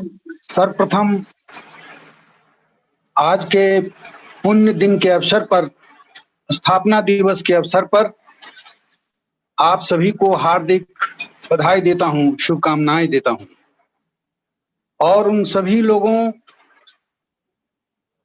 को याद करने की कोशिश कर रहा हूं जिन्होंने इस विश्वविद्यालय को अपने पूरे संघर्ष के साथ इस विश्वविद्यालय की स्थापना में अपना पूर्ण योगदान दिया है। इस विश्वविद्यालय की स्थापना बहुत कुछ सोच समझ कर की गई थी। शिक्षा तो एक है ही, शोध भी एक महत्वपूर्ण इसका अवयव है, लेकिन इस सब के साथ पूरे क्षेत्र का विकास, पूरे राज्य का विकास और पूरे देश का विकास इसकी स्थापना में समाहित है। मेरी आवाज सुनाई दे रही है सब लोगों को? जी सर, आपकी आवाज एकदम स्पष्ट है सर। हाँ, सर्वप्रथम मैं आयोजक डॉक्टर शशि कुमार सिंह को बधाई देता हूं कि उन्होंने इतने बड़े बड़े महापुरुषों को एक मंच पर उन्होंने ला दिया और आपस में विमर्श कराने का उन्होंने मौका दिया। हमारे आदरणीय कुलपति महोदय प्रोफेसर डॉक्टर तिवारी साहब, हमारे पूर्व कुलपति महोदय, अनेक जो हमारे साथ अभी जुड़े हुए हैं, सभी जुड़े हुए दर्शक वीडियो से और आवाज से जो हमसे जुड़े हुए हैं, उन सबों को मैं धन्यवाद देता हूं और बधाई देता हूं। आज का दिन हमें बहुत कुछ याद करने का है। हमने अब तक क्या पाया, क्या खोया और आगे के लिए हमारा क्या लक्ष्य होना चाहिए, इस पर विचार करने का दिन है। इसीलिए शशि बाबू ने बहुत बढ़िया इस पर जो टॉपिक इसका रखा है वो है भूत, वर्तमान और भविष्य। दशा और दिशा वीर कुंवर सिंह विश्वविद्यालय की। सर्वप्रथम मैं उस महामना को याद करने की चेष्टा कर रहा हूं जिनके नाम पर यह विश्वविद्यालय है। मैं आपको सच बताता हूं, बाबू वीर कुंवर सिंह की गाथा जब मैं बचपन में पढ़ा करता था, मैं रोमांच हो जाया करता था।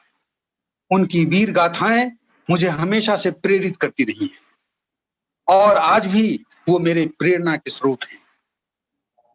वो बहादुर थे, एक सफल नायक थे और साथ साथ समाज को एकजुट रखकर एक साथ चलने के लिए जो काबिलियत होती थी, उस काबिलियत के वो धनी थे।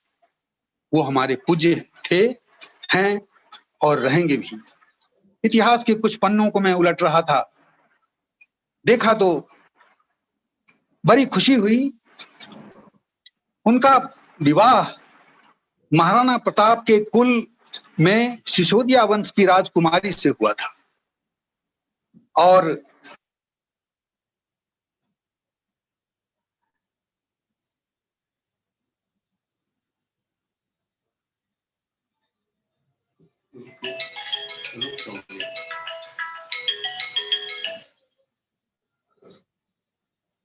उनका फोन आएगा होगा। सर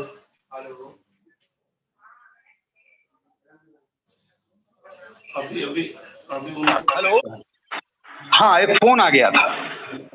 हेलो, अभी कोई रुक गया, उनके कारण रुक गया। इसके बाद सर आपको बुलाया।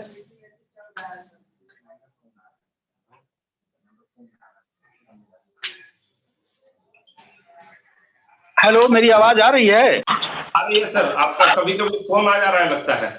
हाँ हाँ, वो उनको हम मना करते हैं फिर भी फोन कर देते हैं। आवाज मेरी आ रही है ना? आपको सर हम स्वागत करना चाहेंगे सर। एक सेकंड सर, हमारे साथ अभी पूर्व कुलपति प्रोफेसर सैयद मुमताजुद्दीन साहब भी जुड़ गए हैं। उन्होंने फोन करके बताया कि प्रो वीसी साहब की आवाज नहीं आ रही है। मैंने कहा अब आ रही है, तो मुमताजुद्दीन साहब का हम स्वागत करते हैं, अभिनंदन करते हैं इस स्थापना दिवस पर। इसके पहले थोड़े दिन पहले वही कुलपति थे और उन्होंने स्वेच्छा से यहाँ कुलपति पद छोड़ा, तो मैं उनका स्वागत करता हूँ। बोलिए सर, नंदकिशोर साहा सर, बोलिए सर। हाँ, विश्वविद्यालय के आज लगभग 28 वसंत गुजर चुके हैं। संभवतः हम लोग 29वां में प्रवेश कर रहे हैं। हमारे सभी पूर्व कुलपतियों ने इस विश्वविद्यालय को आगे बढ़ाने के लिए, इसके विकास की में गति देने के लिए बहुत सार्थक प्रयास किया है। हम कभी तेजी से और कभी धीमी रफ्तार से आगे बढ़ते रहे हैं और आगे बढ़ते ही रहेंगे। हमारे कुछ मान्यवर कुलपति महोदयों ने बताया और कुछ हमारे दर्शकों ने बताया, खासकर प्रोफेसर राम तवक्किया बाबू ने, कि आज तक इस विश्वविद्यालय का अपना एक एडमिनिस्ट्रेटिव बिल्डिंग नहीं है। ये बात सच है, लेकिन इस विषय में मैं आप सब लोगों को बताना चाहता हूं कि विश्वविद्यालय ने अपनी ओर से सारा इंतजाम कर लिया है। अब जहां पर इस बिल्डिंग को खड़ा होना है वहां पानी लगा हुआ है, इसीलिए इसमें देर हो रही है। जैसे ही वो पानी हट जाएगा उसकी स्थापना का कार्य शुरू हो जाएगा। बहुत जल्द ही वहां एडमिनिस्ट्रेटिव बिल्डिंग तैयार हो जाएगा और हम सभी एडमिनिस्ट्रेटिव स्टाफ के लोग वहां शिफ्ट हो जाएंगे। हमारे सभी पूर्व कुलपतियों को मैं सादर नमन करता हूं, मैं उन्हें याद करना चाहता हूं। और उन्होंने जहां इस विश्वविद्यालय को छोड़ा था, हमारे वर्तमान कुलपति प्रोफेसर डीपी तिवारी साहब उन छोरों को पकड़कर बहुत तेजी से वो अपने पूरे अनुभव का साथ लेते हुए इस विश्वविद्यालय की गाड़ी को आगे बढ़ाने की चेष्टा कर रहे हैं। महत्वपूर्ण बातें जो मैं आपको बताना चाहता हूं इस विश्वविद्यालय ने इस दरमियान हासिल किया है, वो है परीक्षा की गतिविधियों में। हम लोग परीक्षाओं से, जैसा कि राम तवक्किया बाबू ने कहा था कि बच्चे परेशान रहते हैं, उनको देखकर सिर्फ उन्हें ही नहीं, गार्जियन को ही नहीं, हम सभी लोग दुखी रहते हैं। तो उनकी परीक्षाओं के रिजल्ट सही समय पर हो, उनके काम सही रफ्तार से हो, इसके लिए हम लोगों ने सुचारू व्यवस्था करने की कोशिश की है और अपने पैरों पर खड़े होने की चेष्टा की है। इसके लिए वर्तमान कुलपति महोदय को साधुवाद हम सभी लोगों को देना चाहिए। उन्होंने यह भी कोशिश की है कि शोध में कैसे सुधार हो। बहुत सारे थीसिस जमा होते हैं और वो इतिहास के पन्ने बन जाते हैं। हम लोगों ने पहली बार कोशिश की है कि हमारे छात्र ऐसे शोध प्रबंध जमा करें जिनसे समाज को कुछ रास्ता मिले, और इनमें जो कुछ बुराइयां आ गई थी धीरे धीरे हम लोग उसे समझकर वीड आउट करने की चेष्टा कर रहे हैं। इसी सिलसिले में हम लोगों ने पिछले साल प्लेजियरिज्म रोकने की व्यवस्था के तहत एक अपना व्यवस्था सेटअप किया है। अब सारे थीसिस को उस प्लेजियरिज्म से गुजरना पड़ेगा और ये देखना पड़ेगा कि ये थीसिस वास्तव में मौलिक है या कहीं से कॉपीइंग है। कॉपीइंग की समस्या बहुत गहन समस्या हो गई थी। अब इस बार और इसके लागू होने से हमारे सभी बच्चे बहुत गंभीर हो गए हैं और वो सीरियसली अपने थीसिस को लिखते हैं और ये कोशिश करते हैं कि जो हम लिखें वो हमारे लिए, देश के लिए और विश्व के लिए एक नायाब चीज हो। तो ये सब धीरे धीरे हो रहा है।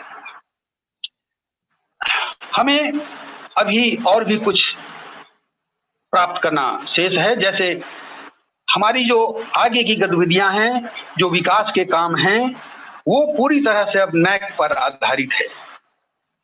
सारे जो महाविद्यालय हैं उनका भी अब नैक के ग्रेड पर ही विकास लंबित है। विश्वविद्यालय में हम लोग पूरी चेष्टा में लगे हुए हैं कि यथाशीघ्र नैक हो जाए और इसमें अच्छे ग्रेड हमें मिल जाए और आगे बढ़ने के लिए जो उचित हमें डेवलपमेंट के साधन हैं वो सरकार से और विभिन्न स्रोतों से हमें प्राप्त होने लगे।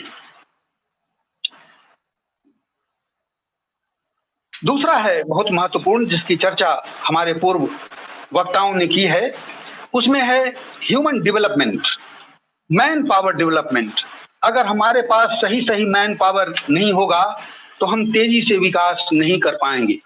मैं आपको बता रहा हूं और हमारे कुलपति महोदय भी इस बात से एग्री करेंगे कि जितने हमारे परमानेंट कर्मचारी थे उनमें से अधिकांश रिटायर हो चुके हैं और एडहॉक व्यवस्था पर हम लोग विश्वविद्यालय को किसी तरह से थामे हुए हैं। लेकिन इस प्रकार एडहॉसिज्म से विश्वविद्यालय तेजी से विकास कभी नहीं कर सकता है।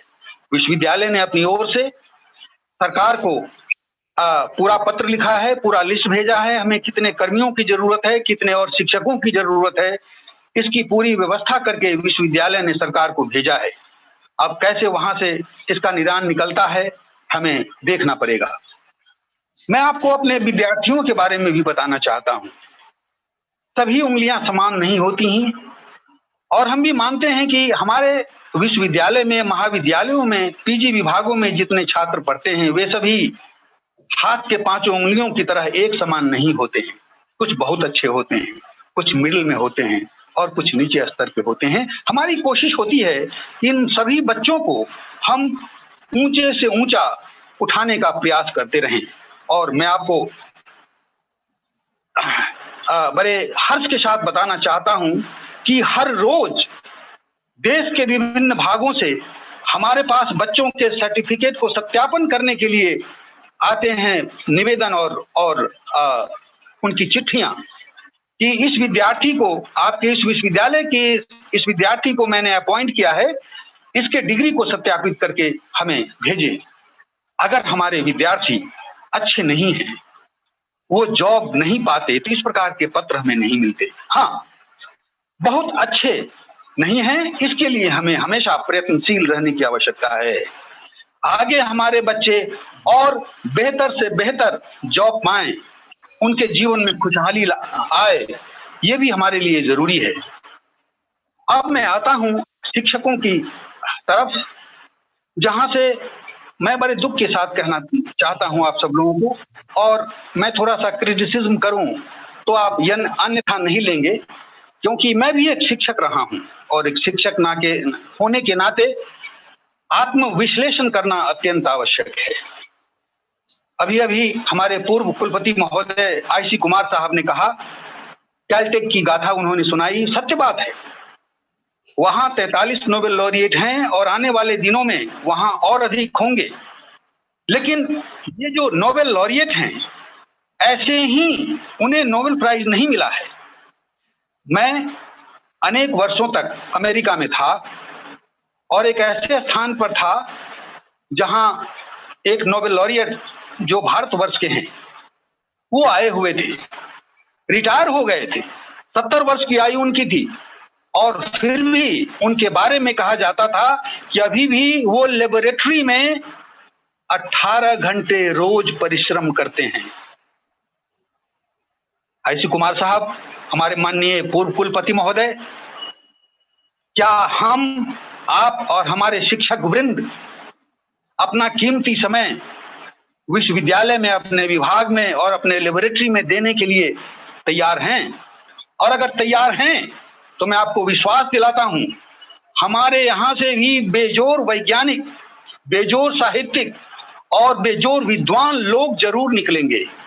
उसमें से हमारे देश में भी कई प्रकार के पुरस्कार मिलते हैं, वो पुरस्कार भी वो ग्रहण कर सकते हैं, और ईश्वर की कृपा हुई कुछ तो इंटरनेशनल नोबेल प्राइज भी उन्हें मिल सकता है। लेकिन सर्वप्रथम आवश्यकता है कि वे अपना कितना कीमती समय विश्वविद्यालय को देते हैं। अगर हम अपना कीमती समय विश्वविद्यालय को न दें तो हमें नोबेल प्राइज या किसी प्रकार के प्राइज की उम्मीद नहीं करनी चाहिए। मैं दुखी होकर आपको कह रहा हूं, मैंने भरपूर प्रयास किए बीते 2.5 वर्षों में कि हमारे सभी शिक्षक आराम में रहें।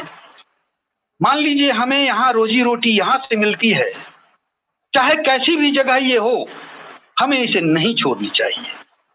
और जो भी हो, हमें यहाँ रहकर यहाँ के शिक्षण व्यवस्था को सुधारना है और इस विश्वविद्यालय के भविष्य को उज्जवल बनाने की चेष्टा करनी है।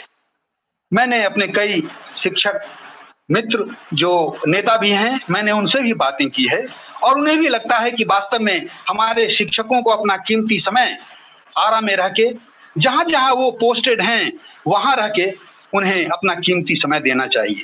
अगर शिक्षक अपना समय नहीं देंगे तो छात्रों को हम कैसे गाइड कर सकेंगे? हाल ही में मैं गया हुआ था BHU किसी काम से, वहां जूलॉजी विभाग में एक अपने मित्र से मैं मिलने गया, प्रोफेसर RK मिश्रा थे वो। कोरोना का काल था, हमारे मित्र तो नहीं मिले, लेकिन मैं आपको बहुत खुशी से बताना चाहता हूं कि उनके लेबोरेटरी में अनेक छात्र चुपचाप पूरे मनोयोग से कार्य पर मुस्तैदी से काम कर रहे थे। ये संस्कृति अगर हमें यहां लानी है तो अपने सभी शिक्षकों को, अपने सभी विद्यार्थियों को हमें प्रेरित कर ये कल्चर, वर्क कल्चर हमें लागू करना पड़ेगा। और वर्क कल्चर कहीं से मिलता नहीं है, ये अपने अंदर से विकसित करना होता है। और जब तक सेल्फ इंस्पिरेशन नहीं होगा तब तक कोई भी माननीय कुलपति हों, किसी भी विश्वविद्यालय के हों, वो कितना भी नियम कानून बना ले, लेकिन वो जब तक अच्छे शिक्षक, सेल्फ इंस्पायर्ड शिक्षक और विद्यार्थी नहीं पाएंगे तब तक हम तेजी से विकास विश्वविद्यालयों का नहीं कर सकते हैं। इसके साथ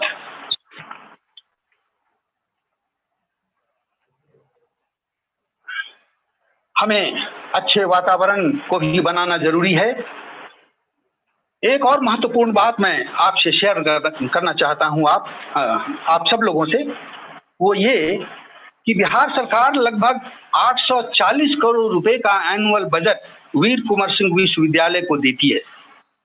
कुछ विश्वविद्यालयों का एनुअल बजट इससे भी बड़ा है, लेकिन ये 840 करोड़ रुपए का जो एनुअल बजट है, इसमें सरकार की प्रथम मंशा और उनका जो भाव होता है वो प्राइमरी ये है कि उच्च शिक्षा का विकास तेजी से और गुणवत्तापूर्ण तरीके से हो विश्वविद्यालयों में। और दूसरा एक महत्वपूर्ण पक्ष ये भी है, इन 840 करोड़ रुपयों से उस विश्वविद्यालय के अंतर्गत जितने क्षेत्र हैं उनके इकोनॉमी में थोड़ा सा स्टिमुलेशन जरूर हो। आप सोचिए, हमारे विश्वविद्यालय के अंतर्गत 4 जिले हैं, उन चारों जिलों में अगर हम 200 सवा 200 करोड़ उस जिले में खर्च करें तो निश्चित रूप से बहुत नहीं तो कुछ इकोनॉमिक स्टिमुलेशन जरूर प्राप्त होगा। इसीलिए मैं चाहता हूं कि हमारा जो एनुअल बजट है वो इस इलाके में बहुत अच्छे से खर्च हो, हमारे जो लोग हैं वो कुछ खुशहाल हों, और बिना पैसे के वास्तव में आजकल कुछ नहीं होता है।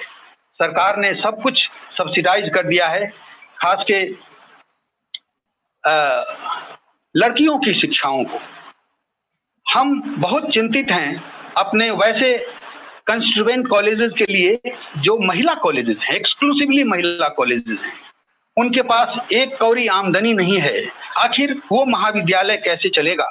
हम सबों को बैठकर इन बातों पर सोचने की आवश्यकता है।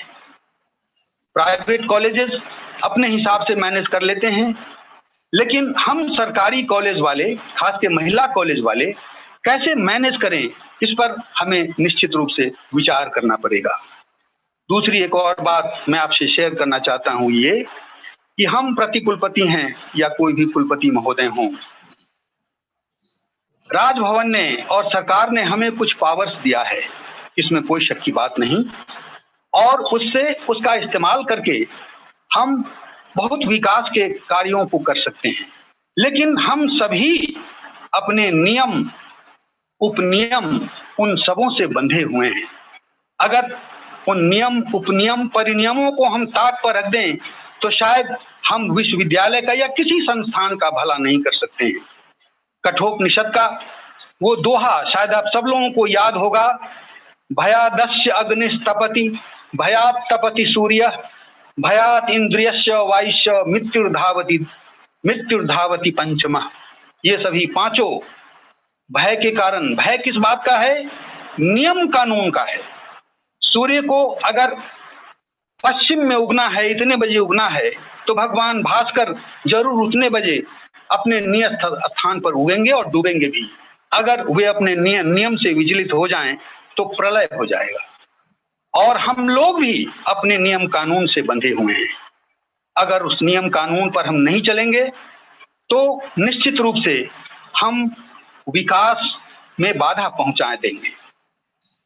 मेरा स्पष्ट मानना है कि हमारे पूर्व कुलपति महोदय ने अपने हिसाब से जो यहाँ विकास किया है, उनके छोड़ को पकड़कर आगे बढ़ाना ही हमारा परम कर्तव्य है।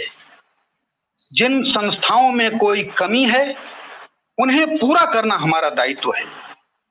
बंद करना ये हमारे लिए संभव नहीं है। इन बातों पर हम सबों को विचार करना चाहिए, इन चीजों का विश्लेषण करना चाहिए और नियम के दायरे में रह के अपनी भूमिका को निभाकर विश्वविद्यालय को प्रगति के पथ पर तेजी से अग्रसर कराने की कोशिश करनी चाहिए। इन्हीं चंद बातों के साथ मैं पुनः सभी आयोजकों को हार्दिक धन्यवाद देता हूं, और इस पुण्य अवसर पर उन्होंने इतने विद्वानों को एक मंच पर उन्होंने ला दिया। मैं उन्हें धन्यवाद और एक बार पुनः बधाई देता हूं। सभी श्रोताओं को हृदय से धन्यवाद और बधाई। बहुत बहुत धन्यवाद सर। आपको बताते हुए मुझे खुशी हो रही है कि अभी हम ये लाइव प्रोग्राम में सर 30,000 से ज्यादा व्यूअर्स पूरे देश में इसको आपके साथ जुड़े हुए हैं। आपके भाषण को, आपके संबोधन को 30,000 से ज्यादा लोग सुन रहे हैं और बहुत सारे कमेंट्स आ रहे हैं सर। उसकी समीक्षा हम लोग बाद में करेंगे। कमेंट्स अच्छे भी आ रहे हैं, ज्यादातर अच्छे आ रहे हैं, कुछ कमेंट दूसरे तरह के भी आ रहे हैं। मैं हमारे साथ जुड़ गए हैं वीर कुंवर सिंह विश्वविद्यालय के पूर्व कुलपति प्रोफेसर डॉक्टर सैयद मुमताजुद्दीन साहब। मैं उनसे आग्रह करता हूं कि वो इस स्थापना दिवस समारोह को संबोधित करें। आदरणीय डॉक्टर प्रोफेसर सैयद मुमताजुद्दीन साहब। धन्यवाद शशि बाबू। मेरी आवाज जा रही है? सर आ रही है सर। माननीय कुलपति डॉक्टर डीपी तिवारी साहब, प्रतिकुलपति प्रोफेसर नंद किशोर शाह साहब, पूर्व कुलपतिगण जो यहाँ उपस्थित हैं, सभी को मेरा नमस्कार, अभिनंदन, स्वागत और बधाई हो पूर्वोत्तर छात्र संघ को, जिसने के इस कार्यक्रम का वेबिनार का आयोजन किया है। वीर कुंवर सिंह विश्वविद्यालय भूत, वर्तमान और भविष्य, दशा और दिशा। ये बहुत ही अच्छी पहल है और वीर कुंवर सिंह विश्वविद्यालय के स्थापना दिवस के अवसर पर इसका आयोजन किया गया है। मैं उम्मीद करता हूं, मैं देर से शामिल हुआ और आज चूंकि तिरहुत टीचर्स कंस्टिट्यूएंसी का एमएलसी का इलेक्शन भी है, तो बहुत देर में शामिल नहीं रह सकूंगा। लेकिन और अभी मैंने ज्वाइन किया तो इस मीटिंग को, तो प्रतिकुलपति प्रोफेसर नंद किशोर शाह साहब अपना वक्तव्य दे रहे थे। उसमें भी टेक्निकल फ्लॉ के कारण बहुत देर तक मैं उनको नहीं सुन पाया। बाद के हिस्से में बजट वगैरह पर जब वो चर्चा कर रहे थे तो उनकी बातें सुना, और वो एक विद्वान है और उनकी बातें सभी को सुननी चाहिए और उस पर जहां तक हो सके अमल करना चाहिए। जहां तक वीर कुंवर सिंह विश्वविद्यालय का सवाल है, सबसे पहले मैं ये कह देता हूं कि इसका भविष्य बहुत उज्जवल है और बहुत पोटेंशियल है। कोई भी पेसिमिज्म की कोई गुंजाइश नहीं रखनी चाहिए। यहाँ के लोग बहुत ही अच्छे, बहुत ही पॉजिटिव, दिल के बहुत साफ हैं। टीचर्स से चूंकि हम 1.5 साल वहां वाइस चांसलर रह चुके हैं, मैं जानता हूं कि जब भी जरूरत पड़ी है टीचर्स ने कोऑपरेट किया है। हमने बीएड का एग्जाम जो सेंट्रलाइज लिया था और एक डिस्ट्रिक्ट नहीं 4 डिस्ट्रिक्ट में लिया था, पहली बार हो रहा था कुंवर सिंह विश्वविद्यालय में। लोग को ये था, एक मन में एक सस्पिशन था कि पता नहीं ये सही हो पाएगा कि नहीं, लेकिन सभी टीचर्स और स्टाफ के कोऑपरेशन से वो एक सक्सेसफुल ऑपरेशन हुआ। सिर्फ वही नहीं, बल्कि हर अवसर पर हमने देखा कि टीचर्स और स्टाफ, जो भी कंस्टिट्यूएंट कॉलेज के नॉन टीचिंग स्टाफ भी हों, और सारे टीचर्स ने बहुत ही मेहनत से काम किया, और जब जरूरत पड़ती है तो वो 11 बजे रात तक भी काम करते हैं और कोऑपरेट करते हैं। इसलिए ये कह देना कि यहाँ के लोग काम में पीछे रहते हैं और वो उनको निष्ठा नहीं है या सिंसियरिटी नहीं है, ये बिल्कुल गलत होगा। तो फिर सवाल ये उठता है कि वीर कुंवर सिंह विश्वविद्यालय को वो ऊंचाई अभी तक क्यों नहीं प्राप्त हुई है, और आगे ऊंचाई प्राप्त हो उसके लिए क्या करने की जरूरत है। तो देखिए, बिहार के सभी विश्वविद्यालय को आइसोलेटेड वीर कुंवर सिंह विश्वविद्यालय को देखने की जरूरत नहीं है। अगर से सभी विश्वविद्यालय को देखा जाए बिहार के, तो सभी में कमियां हैं, सभी में सेशंस जो हैं उनमें बैकलॉग्स हैं, सभी में नॉन टीचिंग और टीचर्स का बकाया मौजूद है, सभी में कोर्ट केसेस मौजूद हैं।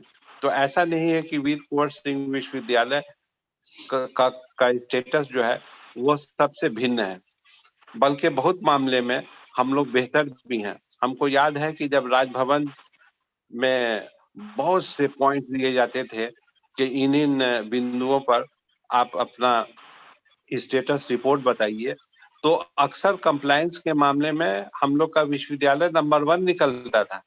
तो इसलिए यहाँ पोटेंशियल है। सबसे पहली जरूरत जो मेरे हिसाब से है वो है कि नैक का से ग्रेडिंग मिल जाए विश्वविद्यालय को, और नैक से ग्रेडिंग मिलने के लिए अपनी जमीन पर अपना इंफ्रास्ट्रक्चर होना जरूरी है। अभी तक जो विश्वविद्यालय चला आ रहा है वो सभी को पता है कि दूसरे की जमीन पर, जापानीज फार्म पर, जो हम लोग के जो पूर्व कुलपतियों ने जो इंफ्रास्ट्रक्चर खड़ा किया है उस पर चल रहा है। लेकिन हो सकता है कि नैक उस बेसिस पर हमको रेटिंग या उचित रेटिंग नहीं दे पाए।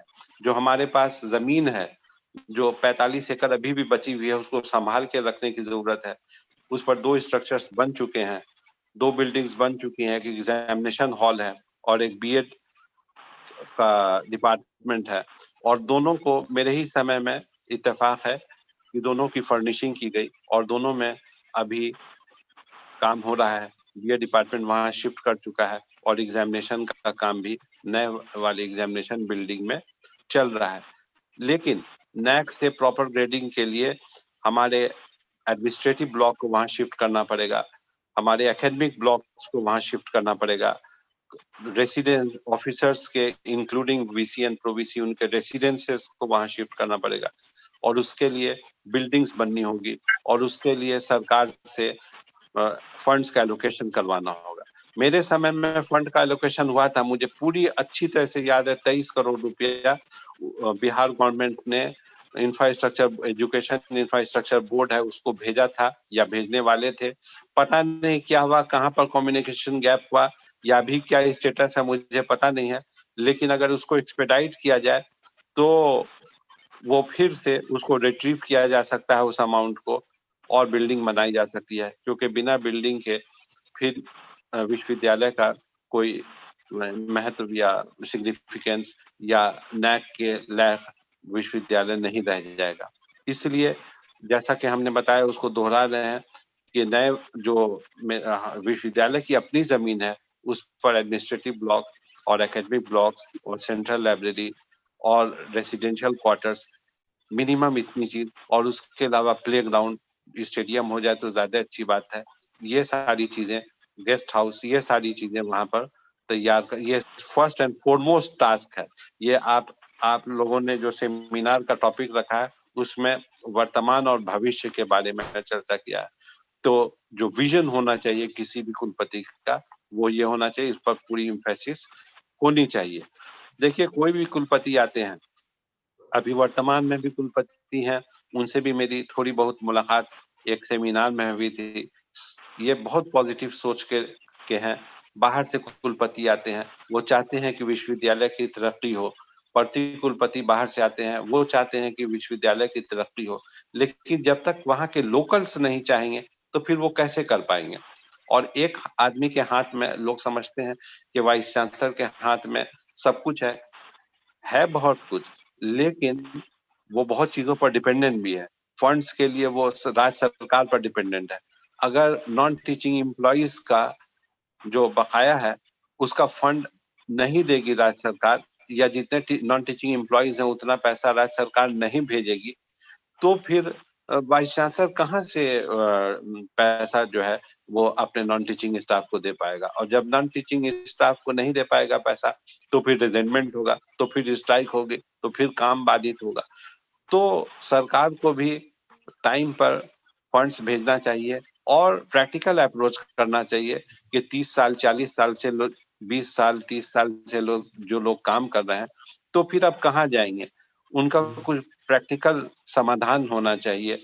और उसी हिसाब से ठीक है, आइंदा के पहले हो सकता है कि कुछ गलतियां लोगों ने की हो, लेकिन अब तो वो 20-30 साल से काम कर रहे हैं, तो उनके बारे में सरकार को सोचना चाहिए और रेगुलर फंडिंग करनी चाहिए। और आइंदा के लिए अब तो सारे वाइस चांसलर जो हैं वो सतर्क खुद ही रहते हैं, खुद ही वो प्रिकॉशन लेते हैं और ऐसी बहाली नहीं करते हैं कि बाद में कोई प्रॉब्लम उठ सके। उसके अलावा जो सबसे इम्पोर्टेंट बात यह है कि वाइस चांसलर बड़े उमंग से, बड़े अरमान से विश्वविद्यालय में आते हैं कि हम विश्वविद्यालय को आगे प्रगति के पथ पर ले चलेंगे, डेवलपमेंट कराएंगे, दिन रात उसके बारे में सोचते हैं। हम अपना अनुभव बताते हैं कि दिन भर कुछ न कुछ ऐसा होता था कि हमको क्राइसिस मैनेज करना पड़ता था, यानी कभी धरना, कभी प्रदर्शन, कभी डिमॉन्स्ट्रेशन, कभी ये ग्रीवांस, और डिफरेंट लोगों का 55 एफिलिएटेड कॉलेजेस हैं, सभी में डिस्प्यूट है, सभी में वेस्टेड इंटरेस्ट है, उसके लोग बहुत एग्रेसिवली आते थे।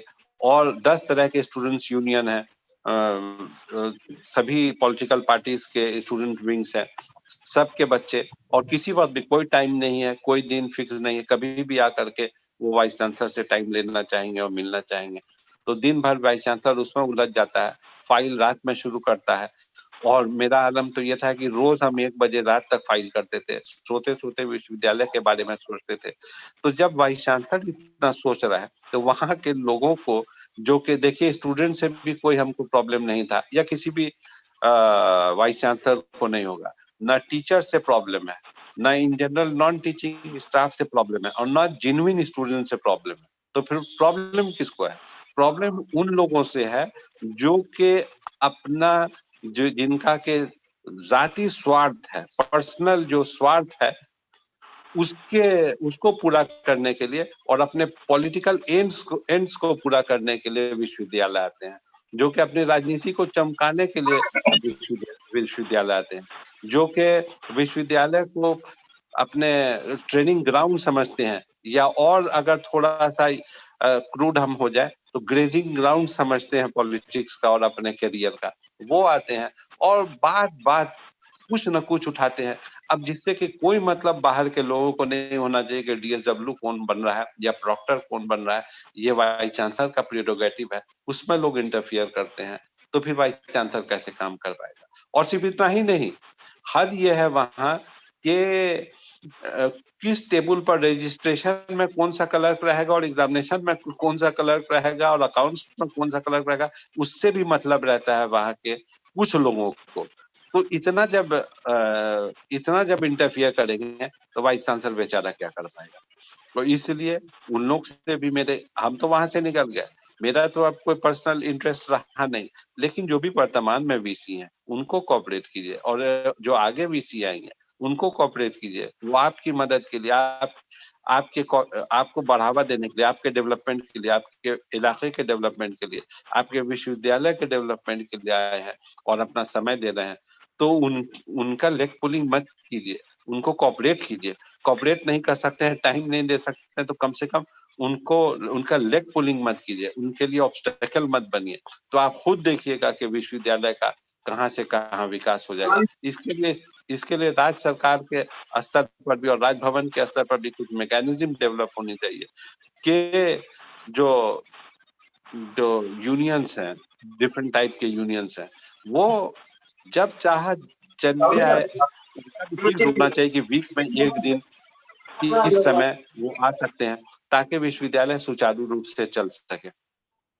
हम आशा करते हैं कि इस सेमिनार में जो दूसरे लोगों की बातें हमने बहुत ज्यादा नहीं सुनी, अगर सुनते तो हमको भी इनलाइटनमेंट होता, लेकिन हम समझते हैं कि दूसरे लोगों का भी अपना एक एक्सपीरियंस है, अपना एक विजडम है, और उस पर अपनी बातें रख रहे होंगे, और इससे जो सारी बात को मिला करके जो निष्कर्ष निकलेगा वो जरूर लाभदायक होगा। और जो ऑर्गेनाइजर्स हैं, शशि बाबू हैं और जो दूसरे लोग हैं, इसका फिर एक समरी बना करके, एक निचोड़ बना करके, एक प्रस्ताव के तौर पर विश्वविद्यालय को और कुलपति को पेश करेंगे, ताकि विश्वविद्यालय आगे की तरफ अग्रसर हो। देखिए, हमने बहुत सी मन की बात, दिल की बात कह दी है, क्योंकि मेरे दिल में हमको इतना प्रेम मिला है आरा से और वीर कुंवर सिंह विश्वविद्यालय से, इसलिए वो दिल में मेरे बसता है।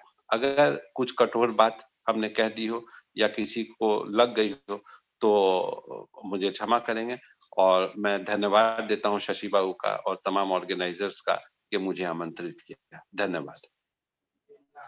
सर को बहुत बहुत धन्यवाद। सर, आपको याद होगा कि आपके काल में ही इस पूर्ववर्ती छात्र संघ, वीर कुंवर सिंह विश्वविद्यालय पूर्ववर्ती छात्र संघ का जैन कॉलेज के सभागार में गठन हुआ था, और उस समय सांसद राज्यसभा प्रदीप कुमार बालमोचू अध्यक्ष बने थे और मेरे कंधे पे जिम्मेवारी दी गई थी। तो सर, हम लोग इस जिम्मेवारी को आज भी याद रखे हैं, और वर्तमान कुलपति महोदय को भी हम लोगों का सहयोग मिलता है। आम लोगों का सहयोग भी हम लोग चाहते हैं कि हमेशा मिले, ताकि अब विश्वविद्यालय अपने उद्देश्यों को प्राप्त करने में सफल हो।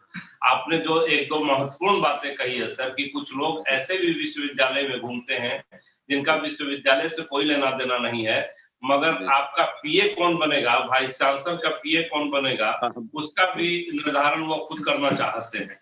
तो ये तो किसी वाइस चांसलर के लिए बड़ा गुड पोजीशन है कि किसी वाइस चांसलर को सलाह दिया जाए कि आप फलाने को अपना पीए रख लीजिए या फलाने को अपना प्यून रख लीजिए।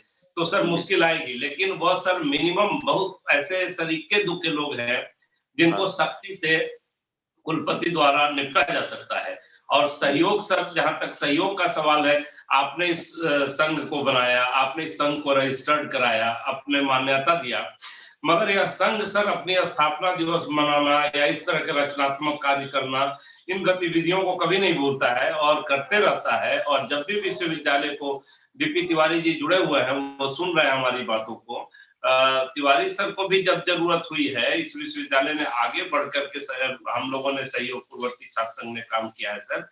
और वीर कुंवर सिंह के नाम पर एक बड़ी राशि 2,60,00,000 रुपए का चेयर मैंने खुद ला करके कल्चर मिनिस्ट्री से सर सैंक्शन करा करके और वीर कुंवर सिंह विश्वविद्यालय के वर्तमान कुलपति को वो चिट्ठी दे दिया है।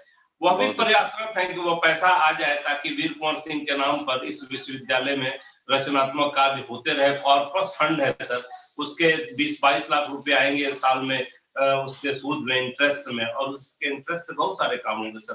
तो आप आए सर, हम लोग को बहुत अच्छा लगा। और वर्तमान मैं अब इस सभा को समाप्त करना चाहता हूँ, समाप्त इन शब्दों के साथ करना चाहता हूँ कि सर आप और सारे पूर्व कुलपति, वर्तमान कुलपति और प्रति कुलपति महोदय नंदकिशोर साहा जी, देवी प्रसाद तिवारी यहाँ उपस्थित हैं, उनको जब किसी तरह की जरूरत पड़ेगी सर, अभी 43,712 लोग देख रहे हैं इस प्रोग्राम को सर, लाइव प्रोग्राम में ये आ रहा है साइड में सर, अब कमेंट्स भी बहुत आ रहे हैं।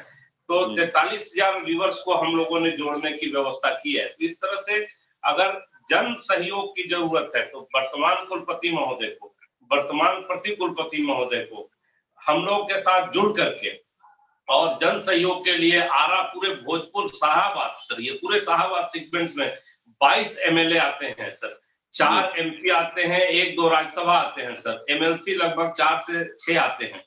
तो इतने जनप्रतिनिधि को अगर एक साथ हम लोग जोड़ करके एक मीटिंग चुनाव के बाद करें और सबको बुलाएं, मैंने कुलपति महोदय को सजेस्ट किया था कि सबको बुलाएं, बुला करके और फंड का जो कमी है उस कमी को पूरा करने के लिए विधानसभा के अध्यक्ष से भी बात हुई थी सर, वो तैयार हैं कि हम नियमन दे सकते हैं कि कोई भी विधायक कहीं का भी राशि, इस चारों जिले का कहीं का भी राशि हो, वो वीर कुंवर सिंह विश्वविद्यालय को दे सकता है और उसको एग्जाम किया जाएगा। तो सर ये फंड की कमी नहीं होगी, 50-100 करोड़ रुपए की व्यवस्था की जा सकती है। लेकिन सर वर्तमान व्यवस्था को इसके लिए आगे बढ़ना होगा और हम लोग आगे सहयोग करने के लिए पूरी तरह से तैयार हैं। उसका उदाहरण है कि सर हम लोगों के दिल में कहीं ना कहीं वीर कुंवर सिंह के प्रति और इस विश्वविद्यालय के प्रति लगाव है। इसलिए हम लोगों ने आप लोगों से आग्रह करके आप लोगों को बुलाकर 44-43 लोगों को जोड़ करके सर ये कार्यक्रम को आयोजित किया है। अब मैं आपको सर धन्यवाद देना चाहता हूं कि आप मेरे साथ जुड़े। मैं धन्यवाद देना चाहता हूं प्रोफेसर देवी प्रसाद तिवारी जी को, कुलपति महोदय को। वो ट्रेन में है लेकिन जुड़े हुए हैं, मैं देख रहा हूं, उनसे मेरी बात भी हुई थी, वो श्रमजीवी एक्सप्रेस में जा रहे हैं लेकिन हम लोग से जुड़े हुए हैं, कहीं कहीं कट रहे हैं। तो मैं उनको धन्यवाद देता हूं कि वो ट्रेन पकड़ना था फिर भी आए, जुड़े हम लोगों के साथ। मैं धन्यवाद देना चाहता हूं प्रोफेसर डॉक्टर सचिंदर कुमार सिंह जी को, जो सर मुजफ्फरपुर से आपके यहाँ से आते हैं, वो भी यहाँ प्रोविसी और वाइस चांसलर रहे, वो भी हम लोग के साथ जुड़े। मैं धन्यवाद देना चाहता हूँ प्रोफेसर डॉक्टर नंदकिशोर साहा जी को, जिन्होंने कुछ ऐसी बातें कही जो सच के काफी करीब है और उस समस्याओं का समाधान करना है तो उन बातों का निदान करना होगा। मैं राम तवक्किया बाबू को धन्यवाद देना चाहता हूँ कि उन्होंने बेबाकी से जो बात उनके मन में, आप तो सर राम तवक्किया बाबू को जानते हैं, जो बात उनके मन में आती है वो कह देते हैं और एक करप्शन के खिलाफ एक लड़ाई भी लड़ते रहते हैं। मैं 2 प्रधानाचार्य हमारे साथ जुड़े हुए हैं, अभी बहुत सारे जुड़े थे, बहुत सारे लोग लाइव पे हैं, लेकिन अभी जो है डॉक्टर नरेंद्र कुमार प्रधानाचार्य महाराजा कॉलेज को मैं धन्यवाद देना चाहता हूँ। प्रोफेसर डॉक्टर महेंद्र नाथ पांडे जी जो सासाराम से हमारे साथ लगातार जुड़े हुए हैं, वो उनको भी मैं धन्यवाद देना चाहता हूँ। उनसे भी मेरी बात होती रहती है। बहुत सारी समस्याएं हैं सर, कोरोना काल में जो प्रेशर है काम का, जो प्रधानाचार्यों पर प्रेशर है, विश्वविद्यालय द्वारा जो काम अग्रसारित किए जाते हैं, वो काम का इतना प्रेशर होता है उन पर कि वो अपने लोगों, मातहत लोगों पर दबाव डालते हैं और पूरा का पूरा विश्वविद्यालय, मैं समझ सकता हूँ सर कि बड़ी दबाव में काम कर रहा है। एक तो कोरोना काल है, दूसरा वर्क हैंड्स कम हो गए हैं, तीसरा लोग बाय नेचर बाय हैबिट आते नहीं है, काम नहीं करना चाहते हैं और सख्ती करने के बाद वो दूसरा कहानी शुरू कर देते हैं। तो इन सब तमाम चीजों के बावजूद सब लोग यहाँ आए हैं सर, सब लोग जुड़े हैं। पारसनाथ सिंह जी सर यहाँ हम लोग के साथ जुड़े, मैं उनको भी धन्यवाद देना चाहता हूँ। वो पहले रजिस्ट्रार थे सर, हम लोग उस जमाने में तुरंत रजिस्टर्ड हुए थे पीएचडी के लिए, एमए किया था सर। कुर्सियां मांगी गई थी विश्वविद्यालय को, मैं बैठने की कुर्सी नहीं थी, विश्वविद्यालय खुल गई थी तो महाराजा कॉलेज से 4-6 कुर्सी, जैन कॉलेज से 4-6 कुर्सी, ऐसे करके वाइस चांसलर को बैठाने के लिए सर और स्टाफ और कर्मचारी को बैठाने के लिए कुर्सियों को मांग मांग करके इस विश्वविद्यालय की शुरुआत की गई थी। आज सर विश्वविद्यालय आप लोग के प्रयासों से एक अच्छे मुकाम पर है और हम लोग पूरा सहयोग देकर के इस विश्वविद्यालय को जितना आगे ले जा सकते हैं ले जाने का प्रयास करेंगे। इन्हीं शब्दों के साथ आप सबों को मैं सादर प्रणाम करता हूं और बहुत बहुत धन्यवाद। इस उम्मीद के साथ कि फिर कभी हम लोग आप लोगों को आग्रह करेंगे इस तरह के आयोजन में, तो आप लोग निश्चित तौर पर आएंगे और आप लोग के सार्वगर्भित सुझाव और संबोधन इस विश्वविद्यालय को ताकत देंगे, इस विश्वविद्यालय को ऊंचाइयों पर ले जाएंगे और 1857 के प्रथम स्वतंत्रता संग्राम के महान सेनानी सबसे चमकीले योद्धा बाबू कुंवर सिंह के नाम को रोशन कर सकेंगे, उनके नाम को आगे बढ़ा सकेंगे। बहुत बहुत धन्यवाद सर। धन्यवाद।